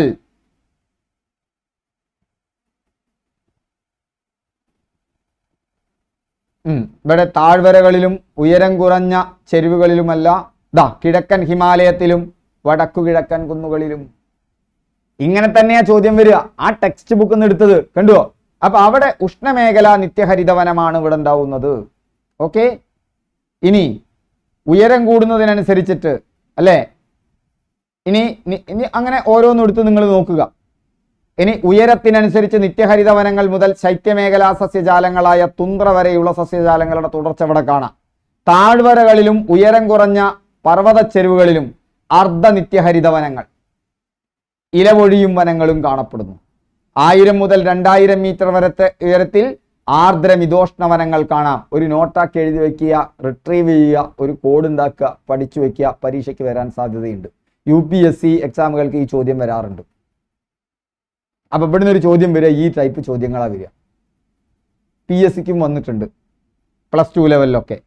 പൈൻ, ദേവദാരു തുടങ്ങിയ സ്തൂപികാഗ്ര വൃക്ഷങ്ങൾ പർവ്വത ചെരുവുകളിൽ കൂടുതലായി വളരുന്നു. ഇതുവരെ പരീക്ഷയ്ക്ക് വന്നതായി ഞാൻ കണ്ടിട്ടില്ല. നിങ്ങൾക്ക് 10th ലെവലിന്. അപ്പൊ ഉയരം കുറഞ്ഞ സസ്യങ്ങളായ ജൂനിപ്പർ, റോഡോഡെൻഡ്രോൺ എന്നിവയും ഏറ്റവും ഉയർന്ന പ്രദേശങ്ങളിൽ ആൽപൈൻ പുൽമേടുകളും കാണാം. ഇനി വരുന്നു വളരെ പ്രധാനപ്പെട്ട ഭാഗം, ദേശീയോദ്യാനം. ഇതിനെ കുറച്ച് ഭാഗം കൂടി കഴിഞ്ഞു. ദേശീയോദ്യാനങ്ങൾ ഏത് സംസ്ഥാനത്താണെന്ന് തിരിച്ചറിയുക. ഒരു പട്ടിക തന്നിട്ടുണ്ട്, അത് പഠിച്ചേ പറ്റൂ. പട്ടിക ഞാൻ കാണിച്ചു തരാം. PDF നോക്കി നന്നായി പഠിക്കുക, കോഡ് ഉണ്ടാക്കിയിട്ട്. പട്ടിക ഞാൻ കാണിച്ചു തരാം. ഇതൊക്കെയാണ്, അവിടെ വേറെ ഒന്നുമില്ല. ഹിമാലയത്തിലെ പ്രധാന ദേശീയോദ്യാനങ്ങൾ ഏതെല്ലാമാണ്? ഡച്ചി ഗ്രാം ജമ്മു കാശ്മീർ, ഹെമിസ് ലഡാക്ക്, പൂക്കളുടെ താഴ്വര ഉത്തരാഖണ്ഡ്, കോർബറ്റ് ഉത്തരാഖണ്ഡ്, രാജാജി ദേശീയോദ്യാനം ഉത്തരാഖണ്ഡ്. ഓർത്തു വെച്ചോട്ടാ. അതുപോലെ തന്നെ കിഴക്കൻ ഹിമാലയം കാഞ്ചൻജംഗ, ദിബ്രു സൈഗോവ, കാസിരംഗ നിങ്ങൾക്ക് ഓർമ്മണ്ടായിരിക്കും, മാനസ് ഓർക്കുണ്ടായിരിക്കും, നംദഫ ഓർക്കുണ്ടായിരിക്കും. ദിബ്രു ഇതൊക്കെ ഓർമ്മയുണ്ട്. ഇതോർത്തു വെച്ചോ. ഇതായിരിക്കും ഇനി ഇന്ത്യയിൽ നിന്ന് ഒരു വന്യജീവി സങ്കേതവുമായി ബന്ധപ്പെട്ട ചോദ്യമായിട്ട് വരിക. ഓർത്തു വെച്ചോളൂ, പഠിച്ചോളൂ. PDF ഞാൻ ഷെയർ ചെയ്യണ്ട്. ഇനി കൃഷിയുമായി ബന്ധപ്പെട്ടതാണ്. കൃഷി താരതമ്യേന കുറവാണ് ഇവിടെ. ചെങ്കുത്തായ ചരിവും പാകമാകാത്ത മണ്ണുമാണ്, കുറഞ്ഞ താപനിലയാണ്. എങ്കിലും ഈ പ്രദേശങ്ങൾ വിവിധ ഉപജീവന മാർഗങ്ങൾക്കായിട്ട് ഇടുന്നുണ്ട്. കിഴക്കൻ ഹിമാലയത്തിനെ കുറിച്ചാണ് നമ്മൾ പറയുന്നത്. അവിടെ അസം, ഡാർജിലിംഗ് മേഖലകളിൽ തേയില കൃഷിയാണ് കൂടുതലുള്ളത്. അസമിലും ഡാർജിലിംഗ്, സിക്കിം നേരത്തെ നമ്മൾ കണ്ടല്ലോ, ഡാർജിലിംഗ് തേയില. വടക്കു കിഴക്കൻ ഇന്ത്യയിലെ കുന്നുകളിൽ തദ്ദേശീയ ഗോത്രജനത സ്ഥാനമാറ്റ കൃഷി പോലുള്ള പരമ്പരാഗത കൃഷി രീതികൾ തുടരുന്നതാണ്. പടിഞ്ഞാറൻ ഹിമാലയത്തിലെ പർവ്വത പുൽമേടുകളിൽ മൃഗപരിപാലനം നടത്തുന്ന ഇടയ ജനവിഭാഗം ഏതാണ്? ഓർത്തുവെച്ചോ, സാധ്യത വളരെ കൂടുതലാണ്. ഗുജ്ജാർ. പടിഞ്ഞാറൻ ഹിമാലയത്തിലെ പർവ്വത പുൽമേടുകളിലാണ്. അതും കൂടി പറയാം മൃഗപരിപാലനം എന്നുള്ള വിഷയം എടുക്കുമ്പോൾ. ഓക്കെ, മൃഗപരിപാലനം. താഴ്വാരങ്ങളിൽ ആടിനെയും പശുവിനെയും, അതുപോലെ തന്നെ ഉയരം കൂടിയ പർവ്വത മേഖലകളിൽ ചെമ്മരിയാടും കുതിരയും, ശൈത്യമേഖലയായ ഹിമാചൽ ലഡാക്ക് ഭാഗങ്ങളിൽ തണുപ്പിനെ അതിജീവിക്കാൻ ശേഷിയുള്ള യാക്ക് പോലെയുള്ള മൃഗങ്ങളെയും വളർത്തുന്നു. പടിഞ്ഞാറൻ ഹിമാലയത്തിലെ പർവ്വത പുൽമേടുകളിൽ മൃഗപരിപാലനം നടത്തുന്ന ഇടയ ജനവിഭാഗമാണ് ഗുജ്ജർ. ഓർത്തു വയ്ക്കുക. ടെൻസിംഗും നോർഗെയും എഡ്മണ്ട് ഹിലാരിയും എവറസ്റ്റ് കൊടുമുടി ആദ്യമായി കീഴടക്കിയത് എന്ന് ദിവസം ചോദിച്ചിട്ടുണ്ട്. 10th പ്രിലിംസിന് ഇതേവരെ ദിവസം അതുപോലെ അടുത്ത കാലത്തൊന്നും വർഷവും ഞാൻ കണ്ടിട്ടില്ല. പക്ഷെ ഇപ്രാവശ്യം പ്രതീക്ഷിക്കാം, 9ാം ക്ലാസ്സിലെ പുസ്തകത്തിലുണ്ട്. ഏതാണ് വർഷം? 1953. ഏതാണ് ദിവസം? മെയ് 29. 1953 മെയ് 29. ഇനി ടൂറിസവുമായി ബന്ധപ്പെട്ടതാണ്. ടൂറിസത്തിന് വലിയ സാധ്യതയുള്ള മേഖലകളാണ്. കൈലാസമുണ്ട്, മാനസ സരോവരമുണ്ട്, അമർനാഥ് ഉണ്ട്, ഹോമകുണ്ടുണ്ട് തുടങ്ങിയ സ്ഥലങ്ങളുണ്ട്. 19ാം നൂറ്റാണ്ടിൽ തന്നെ ബ്രിട്ടീഷുകാർ ഇവിടുത്തെ അനുകൂല കാലാവസ്ഥ തിരിച്ചറിഞ്ഞിരുന്നു. ഷിംല, ഡാർജിലിംഗ്, ഷില്ലോങ്, അൽമോറ, റാണിക്കെറ്റ്, മുസോറി തുടങ്ങിയ റിസോർട്ട് പട്ടണങ്ങൾ ഇന്നും പ്രധാന ടൂറിസ്റ്റ് കേന്ദ്രങ്ങളാണ്. 1953 മെയ് 29 ഷെർപ്പ ടെൻസിംഗ് നോർഗയും എഡ്മണ്ട് ഹിലാരിയും ഷെർപ്പയായിരുന്നു ട്ടാ. G20 ഷെർപ്പ ആരാ? ഓർമ്മണ്ടോ? നമ്മുടെ G20 ഷെർപ്പ ആരായിരുന്നു? ഒന്ന് ആലോചിച്ച് നോക്ക്, കമന്റ് ചെയ്യ്. അമിതാഭ് കാന്ത്. ടെൻസിംഗ് നോർഗയും എഡ്മണ്ട് ഹിലാരിയും എവറസ്റ്റ് കൊടുമുടി കീഴടക്കിയതിനു ശേഷമാണ് ടൂറിസം വികസനത്തിന്റെ 3ാം ഘട്ടമായ ആധുനിക ടൂറിസം സാധ്യതകൾ ഹിമാചൽ പ്രദേശത്തെത്തുന്നത്. ഇന്നും പർവ്വതാരോഹണം, പാരാഗ്ലൈഡിംഗ്, സ്കീയിങ് തുടങ്ങിയ സാഹസിക വിനോദസഞ്ചാര മേഖലയും ഏറെ വികസിച്ചിട്ടുണ്ട്. അവസാനത്തെ ചോദ്യത്തിലേക്ക് എത്താം. പർവ്വതങ്ങൾ പ്രതിബന്ധങ്ങളല്ല, മറിച്ച് ലോകത്തിന്റെ പുറം ലോകത്തേക്കുള്ള കവാടങ്ങളാണ് എന്ന് പറഞ്ഞതാര്? ടെൻസിംഗ് നോർഗെ ആണ്. ഈ പാഠത്തിൽ ഒരു കോട്ടിംഗ് വന്നത് മാത്രമാണ്. SCERT ടെക്സ്റ്റ് ബുക്കുകളിൽ കൊട്ടേഷൻ ഇട്ട് ആളുകൾ പറഞ്ഞിട്ടുണ്ടെങ്കിൽ ശ്രദ്ധിക്കുക, അത് പരീക്ഷയ്ക്ക് വരാൻ ധാരാളം സാധ്യതയുണ്ട്. ഈ പാഠത്തിൽ ഇങ്ങനെയൊന്ന് മൂപ്പര് പറഞ്ഞു വെച്ചിട്ടുണ്ട്, അതുകൊണ്ട് അത് ടെൻസിംഗ് നോർഗയാണ്. ഹായ് ഫ്രണ്ട്സ്, ക്ലാസ്സുകൾ ഇഷ്ടപ്പെട്ടു എന്ന് കരുതുന്നു. ഈ ക്ലാസ്സിനെ കുറിച്ച് നിങ്ങളെ നിർബന്ധമായും അവസാനം വരെ കാണുന്നവർ ഒന്ന് കമന്റ് ചെയ്യുക. ഞാൻ കണ്ടു അവസാനം വരെ എന്നെങ്കിലും ഒന്ന് കമന്റ് ചെയ്യണം. കാരണം നമ്മളിപ്പോൾ എനിക്ക് തോന്നുന്നു ഒരു 1 മണിക്കൂർ 29 മിനിറ്റ് നമ്മളെടുത്തൊരു ക്ലാസ്സാണ്. നിങ്ങൾക്ക് ഇത് ഗുണം ചെയ്തോ, നിങ്ങളുടെ ഓർമ്മയിൽ നിൽക്കുന്നുണ്ടോ, ഒന്ന് വിശദമായി കമന്റ് ചെയ്താൽ നന്നായിരുന്നു. Okay, thank you. നമുക്ക് വീണ്ടും ആദ്യമായി കാണുന്നവരാണെങ്കിൽ അങ്ങനെ, സ്ഥിരം കാണുന്നവരാണെങ്കിൽ നിങ്ങളുടെ അനുഭവം എന്താണ്, ക്ലാസ്സുകളിൽ വല്ല മാറ്റവും വരുത്തണോ, തീർച്ചയായിട്ടും നിങ്ങൾ കമന്റ് ചെയ്യണം. തീർച്ചയായിട്ടും ഈ വീഡിയോ കാണുന്നവർ, അവസാനം വരെ കാണുന്നവർ കമന്റ് ചെയ്യുമെന്ന് ഞാൻ പ്രതീക്ഷിക്കുന്നു. Thank you all. വീണ്ടും നമുക്ക് അടുത്ത ക്ലാസ്സിൽ കാണാം.